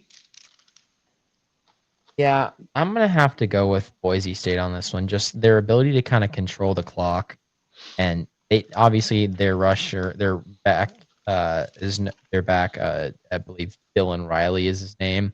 Yeah. He's obviously not to the level of Ashton Genty, but at times this go-go offense has looked kind of stagnant compared to previous seasons. But I do think UNLV will give them a little bit of a run. I think the 12.5 spread's a little generous, or 10.5 spread's a little generous. I think Boise State will win, but I think it'll be by single digits. So I've got Boise State in this one by single digits. Let's see. Texas Tech versus Arizona State. Texas Tech going on the road. I got Texas Tech winning this one. At Arizona State, you said? Yeah, at Arizona State. Could they Especially be without on? Sam Levitt. No. Especially without Sam Levitt. No. Sam Levitt's out for the Let's see. Mississippi State is going to the Swamp to play Florida. Florida's 8.5 point favorites. Are people sleeping on the Bulldogs, Gareth? Yes, absolutely. Yeah, they've kind of fallen off a little. Fallen off's not the right word, if I'm being honest, but they've cooled off a little since their hot start.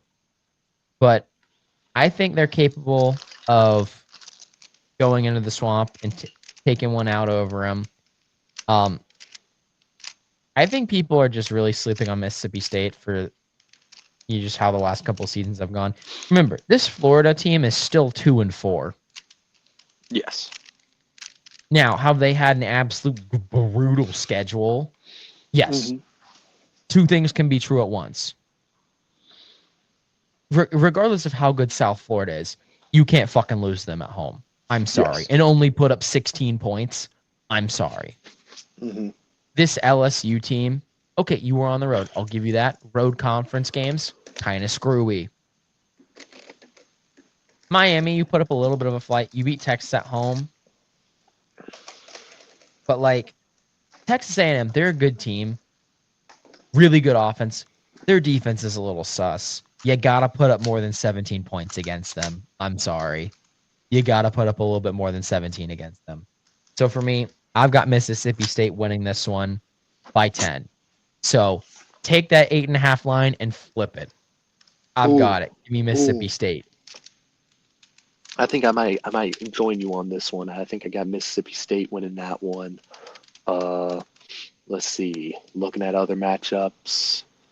Gareth and Aiden when they find the crack at the same time. uh, Alabama versus Tennessee. I got Alabama winning that one. Easily, easily, easily. Yeah. Notre Dame versus USC. Ooh, I'm really excited for this one. Really good rivalry matchup. Notre Dame at home, been on a tear after starting off 0-2, trying to make history. Trying to make history this year. Trying to be the first team. Like, wouldn't it be the first team in college football playoff history to go? Like, if it happens, if they go to the playoff, they would be the first team to make the playoffs after going 0-2. They're trying to make history right now. Every single game's a playoff. USC is looking really solid on offense. It's going to be a high-powered shootout. So in South Bend, it's going to be stormy. It's going to be cold. I got Notre Dame winning this one. It's going to be another classic. I'm excited for it. Always expect some weird stuff to be going down in these type of rivalry games, but I'm very excited for it. I got you know what? I usually don't do the scores. You know what? Notre Dame wins this one 49-45. I'm gonna join Aiden, not on that, but on a trend recently. I think a team's gonna get fraud checked in this game, and I think that's gonna be USC. I think USC is gonna get fraud checked. I'm sorry, but like, let's take a gander at this schedule here. Let me tell you something about this USC schedule. Missouri Georgia State, Southern, Georgia Missouri Southern. State, Purdue, Michigan State. I'll give you Illinois. I'll give you Michigan. No, I won't give you Michigan. I won't give you Michigan. I'm sorry. I won't give you Michigan. You have one semi-ranked team on here that eked you out by 2 points. If you're this high-powered offense that you claim to be, your highest point total that's not against absolute cannon fodder was 45 against a terrible Michigan State team. Sorry, terrible's a stretch. They're 3-3. But like, really? I'm sorry. Notre Dame's winning by 20. I'm sorry. I'm sorry. Notre Dame's winning by 20. You see, What's the spread on here's how this? the What's Notre the Dame spread? USC rivalry goes. Usually, when they either play it in the middle of October or like the last game in November, but usually when they play it in October, the team that loses turns out to be the biggest fraud and goes on to like a steep decline after. It's happened before. Gareth, dare I Going say, there's precedent for this. so well, if there's precedent for this, give me USC to get absolutely fraud checked by Notre Dame. 45-24. And Gareth has them losing the rest of their season. But um, that one's going to be a 7:30 kickoff on NBC. Really excited for that one. Uh, Fraud check. you know what? Underrated ACC 7:30 kickoff. Pitt versus Syracuse. I got Pitt winning this one. Pitt actually might be putting stuff together right now. And Syracuse, I'm sorry, y'all lost in jelly. You're dead in my eyes. We love you, but you're We dead. love you. We love you, but unless you have Angeli, you're not coming back. You did what you had to do. You won, but at what cost? Yes. But Uh now, oh, you giving your pick? um, I'm. You know what? The Holy War, 8 o'clock kickoff on Saturday. Oh, BYU. I like them. A little bit untested, but I like them. hmm Um, Same thing. Utah, a little bit more tested. I like them as well. They're basically the Big 12 Georgia Tech. Mm-hmm. Mm-hmm. I believe this game is at BYU. Yes. Um, Give me Utah. That's a good pick. Good pick. I like BYU. Don't get me wrong. I like them. I like how they play. I love Bear Bachman.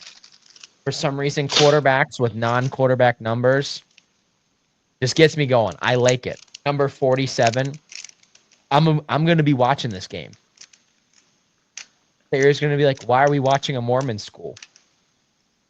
Because Sarah, it's Bear Bachmeyer versus Devin Damper. It's literally the Georgia Tech versus Clemson if they were good again. Oof. Give Good me pick. Utah. I think it'll be close. I think it'll be a very, very good game. Mm-hmm. Mm-hmm. But give me Utah. Yeah, I'll take Utah on that one too. Going over to the SEC network, we got Missouri versus Auburn. You know what? I'm gonna keep on picking Auburn to win until they eventually get it there. Eventually, they're gonna break through.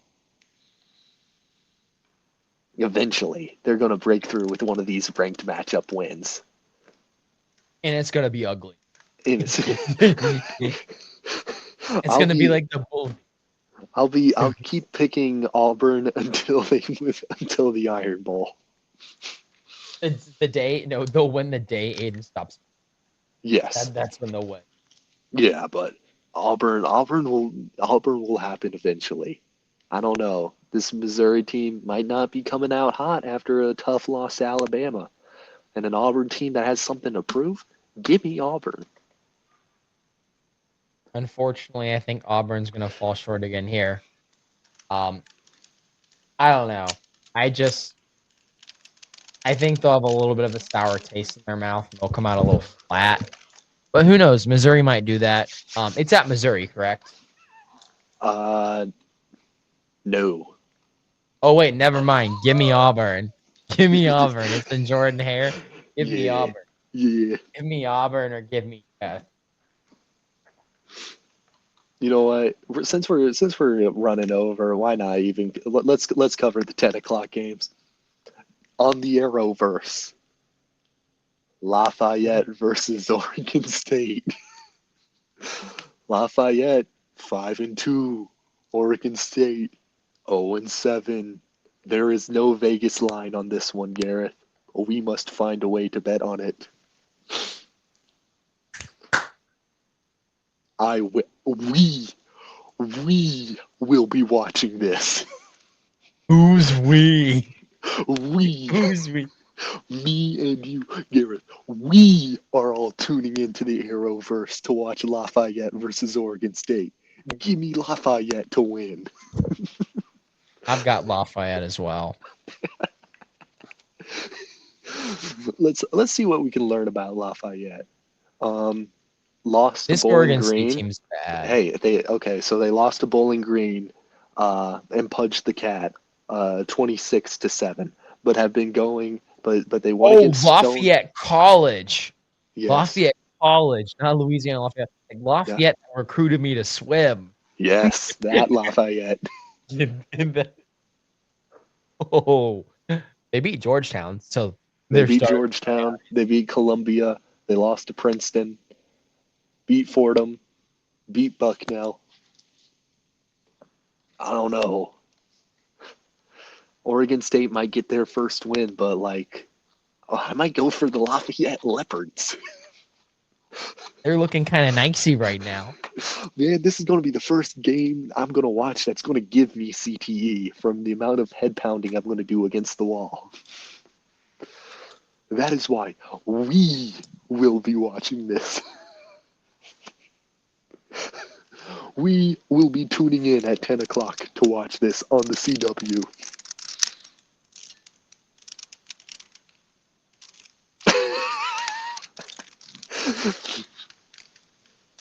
All right. Florida State versus Stanford. Give me Florida State on that one. 10:30 kickoff. Why not? I'll be up watching that in the Lafayette Oregon State game. We will be watching.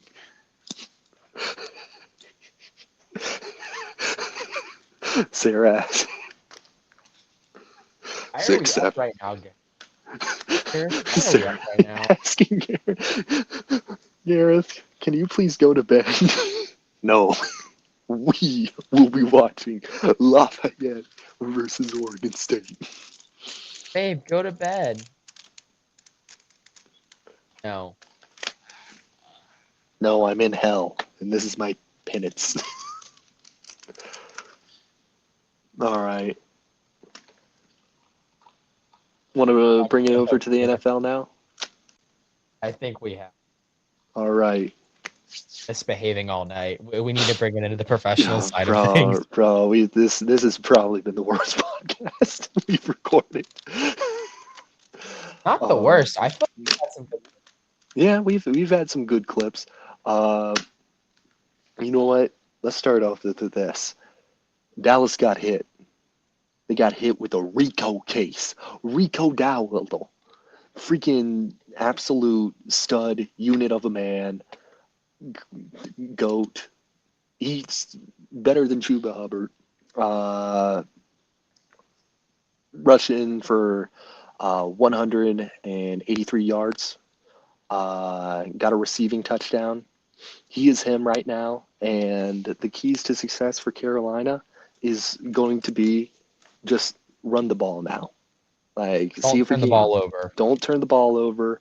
Bryce Young can actually like kind of throw when he's not the main focus of the offense. The Panthers have the keys to success now. We've figured out. We understand it now. Dak Prescott looked really good in this game, but Carolina was able to limit him. Like he was still cooking, 261 yards, 3 touchdowns. But we can win in shootouts now, and we can win when we establish the run game.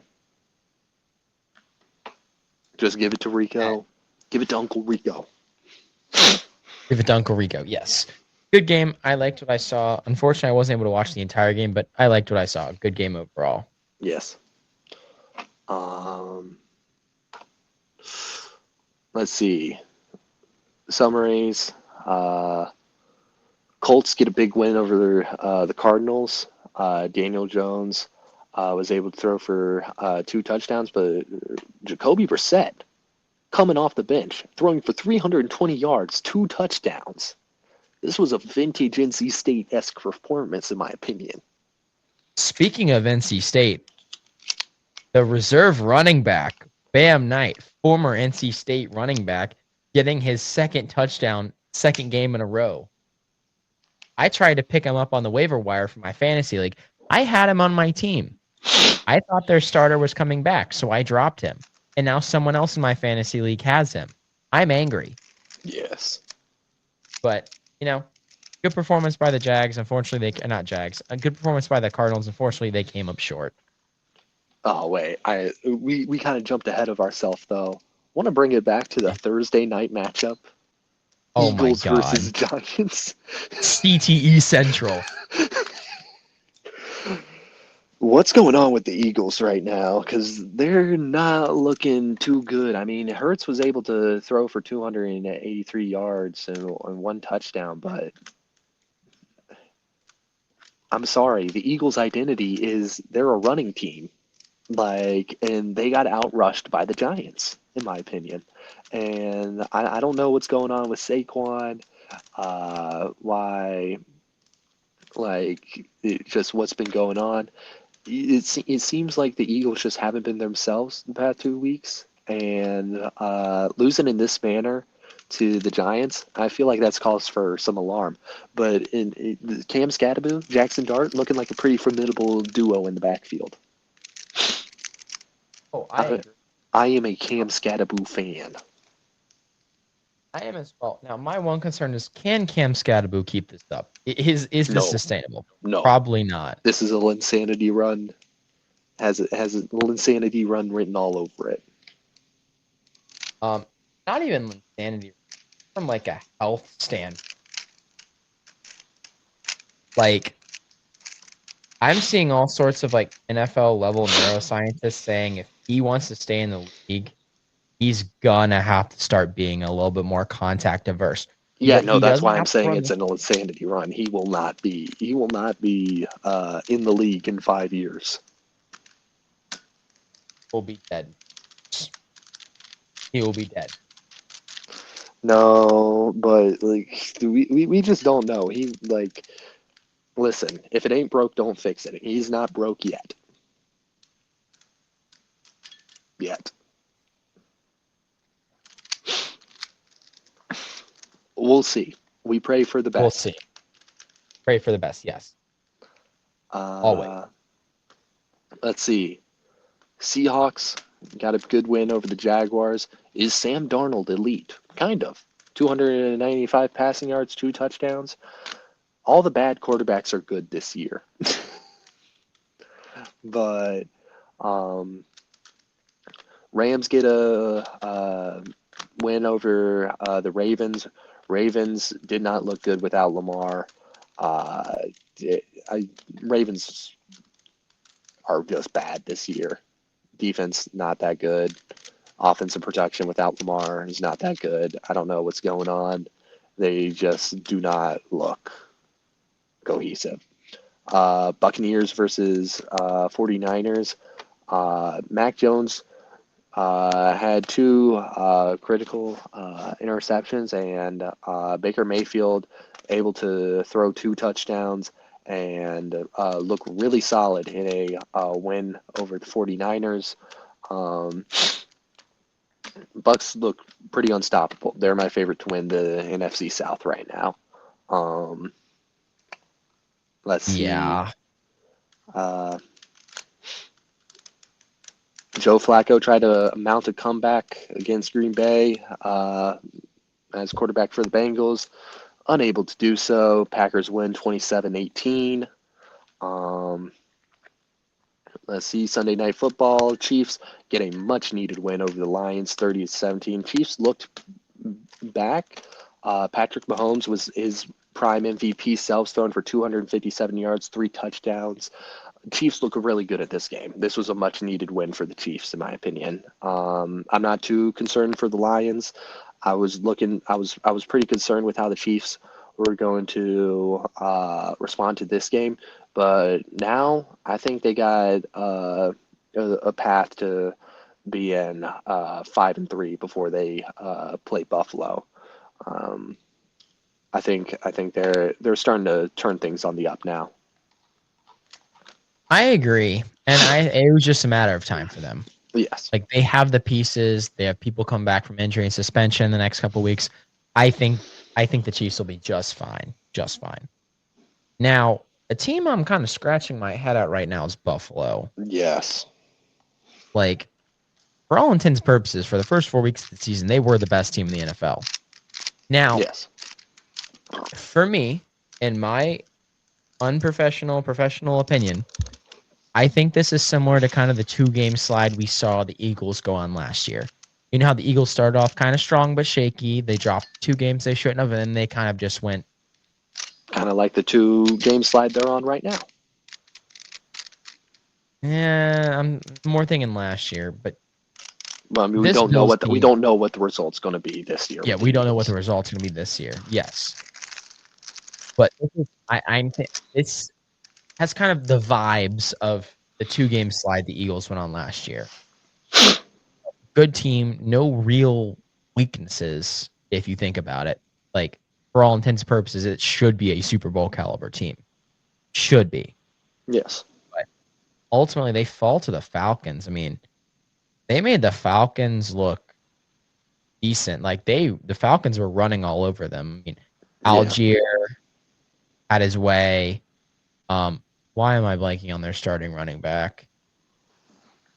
Robinson.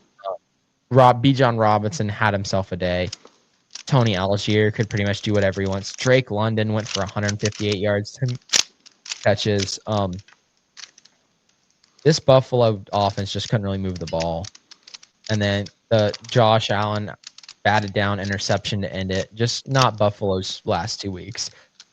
I still think they're probably one of the better teams in the league, but not the past 2 weeks. It's been rough going for them. And then another kind of a head scratcher of a game. Commanders Bears. Now I know the weather kind of hampered both offenses, but like you got to take care of the football better than that.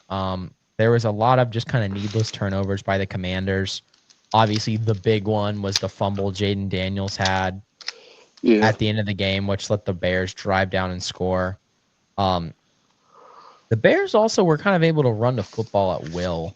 I mean, Hmm. DeAndre Swift with 108 yards on 14 carries. Not too shabby, but particularly in a game like that where it's raining, running the ball will be, the big main avenue. You got to buckle down on it. You got to buckle down. You got to sell out on it. So, Yeah. um, I any other mean, games this week? I mean, Sorry. my opinion on the Commanders. I feel like so Jane Daniels, I think is going to be really good. Uh, I don't know. I just feel like the with this game's really showing me that the NFC East is a lot more up for grabs than I expected going into this year. Like it's a weird feeling when after this week you feel like the team that has the most momentum is the New York Giants. Now, granted, it's just 1 week. I feel like we overblow wins and losses and stuff like that, but I'm expecting to see some more growing pains with Jaden Daniels. I feel like there's going to be a little bit of a regression this year, coming off of an injury, a little bit. There's going to be a little bit of a sophomore slump. I still think Jaden Daniels is a really good quarterback. This game kind of proved it for me as well. Throwing for 200 yards, passing, 3 touchdowns. His only real mistakes were that one interception and a one fumble. He's still a really good quarterback. I just don't know if it's going to really click this year. They're going to be like a 9-win team, in my opinion, this year. Might make the playoffs in a wild card, but I don't think they have the caliber to win the playoffs, to win the division in such a. I don't know if it's stacked, understacked. I don't know what to call this division because yeah, Dak Prescott going off every week, but unable to win against the Panthers. You got the Eagles looking good on paper, but unable to beat the Giants. You got the Giants who look trash, but Cam Scatterboon and Jackson Dart are just putting it all together. This is a very weird division. Um, the Commanders are not.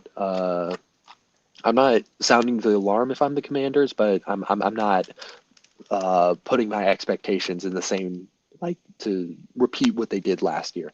The Bears, good win for them. Williams uh, looked pretty good.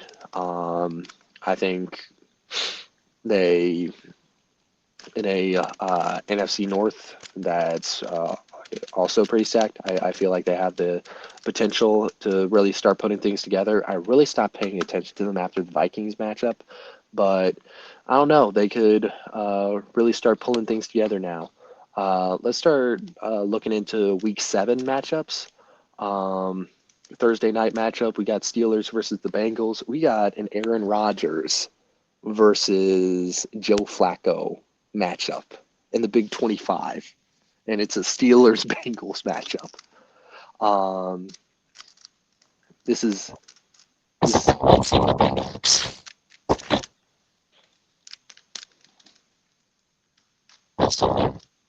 Yes,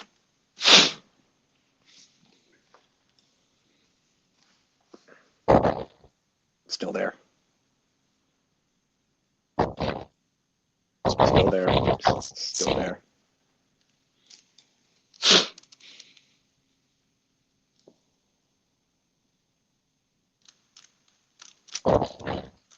still there. I'll leave and come back and see if There that we helps. go. All right, continue. I mean, moving on to Week 7 matchups. We have Steelers versus Bengals. We got a Joe Flacco versus Aaron Rodgers matchup in the Big 25. Uh, Not gonna lie, the Bengals have not looked really good, and the Steelers have just continued to be sneaky good. So I'm gonna give this one to the Steelers. This reminds me a whole lot of that episode in the Boondocks where the two old men fight,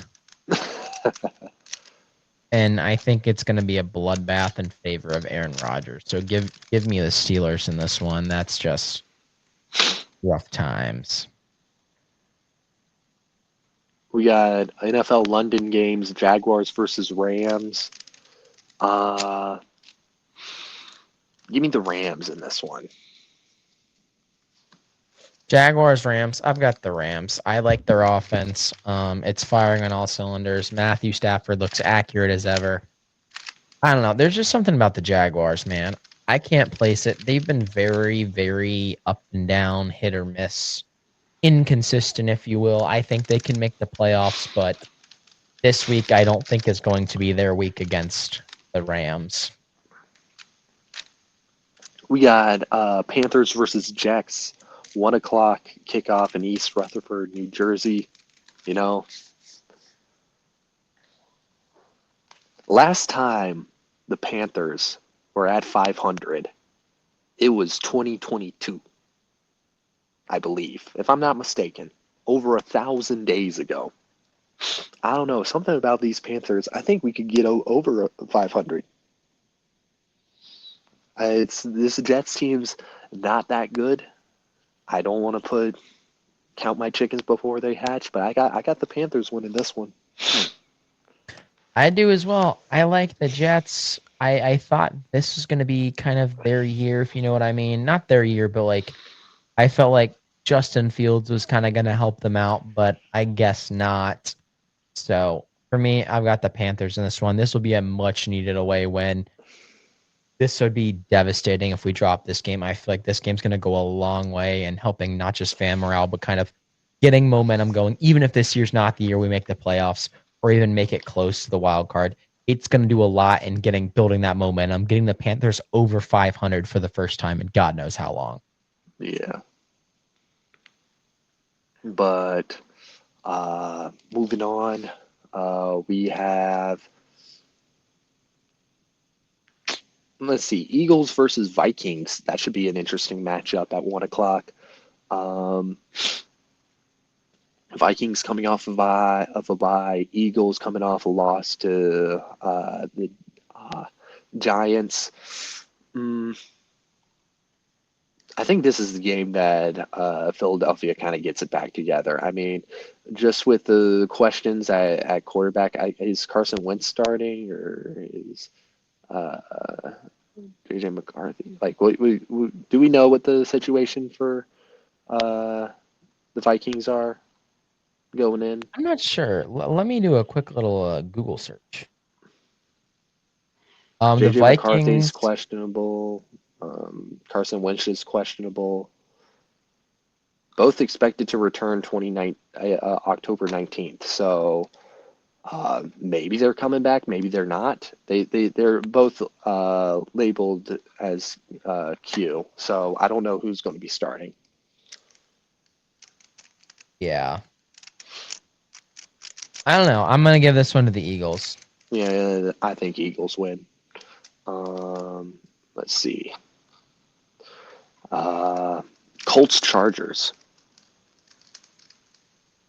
That's going to be a good game. That's a good game. That's a good game. Give me the Colts. I think despite all their recent injuries, I think the Chargers have got this. I just think I like the Colts a lot. I think they'll make the playoffs, but I just think there's a little bit more experience on the Chargers. And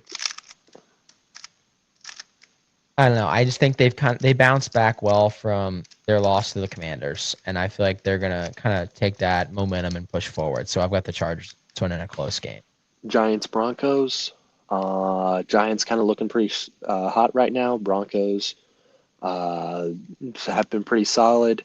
You know, give me the Broncos on this one. I don't think the Giants are able to repeat any of the magic that they've may have gained from last week. Yeah, I think they'll take a step back. I mean, it was a good momentum for the right direction, but I don't think they're gonna be able to take advantage of it this week. Uh, Cowboys Commanders. I got the Cowboys winning this one. Uh, I feel like Dak Prescott has really had his really slept on year this year. Um, I feel like if he was playing for any other team right now, I do think Prescott could be a top five quarterback in the league right now.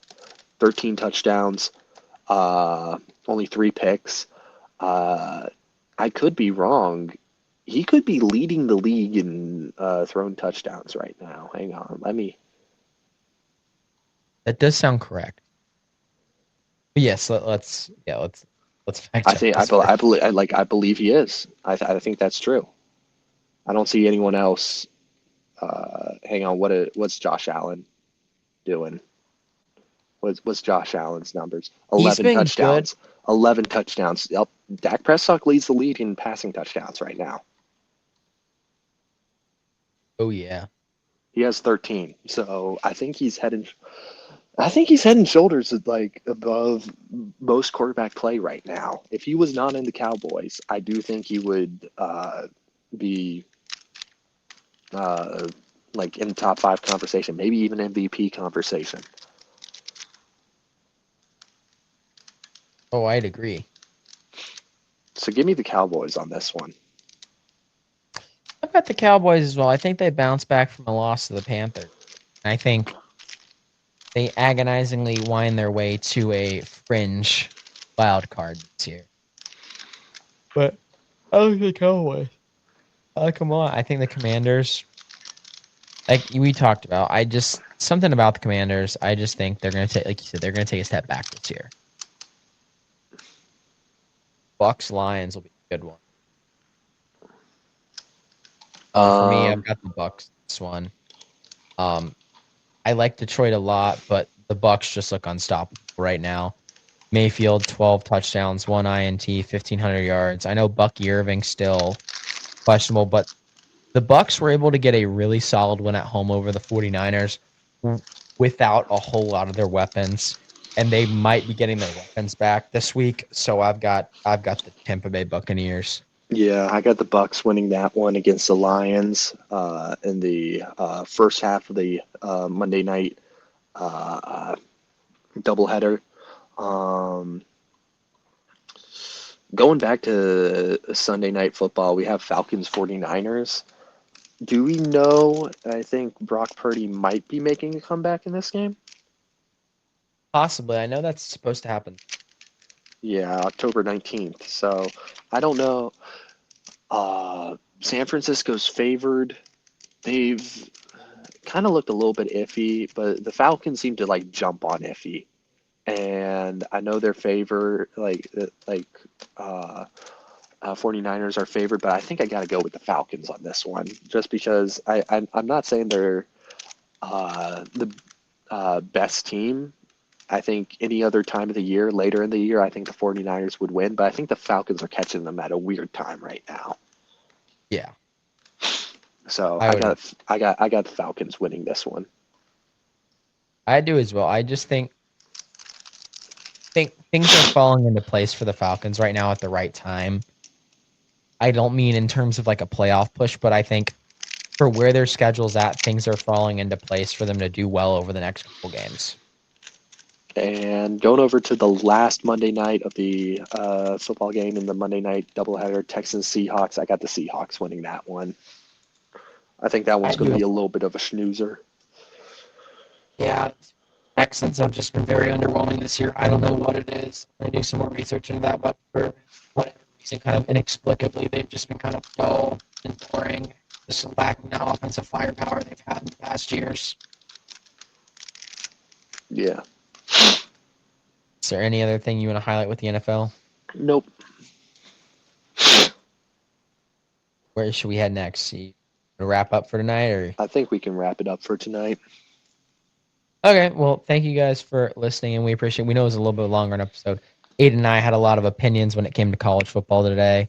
Yes. Um, we will probably break down the AP poll, which just released yesterday at some point, but we'll see. And then we should have a college basketball predictions video coming your way soon, You know where we what? kind of highlight. Let's do maybe in the next couple days, if we have time to film, we can do a special episode just dedicated to that and talk about the top 25. Oh yeah, I'd love to do that.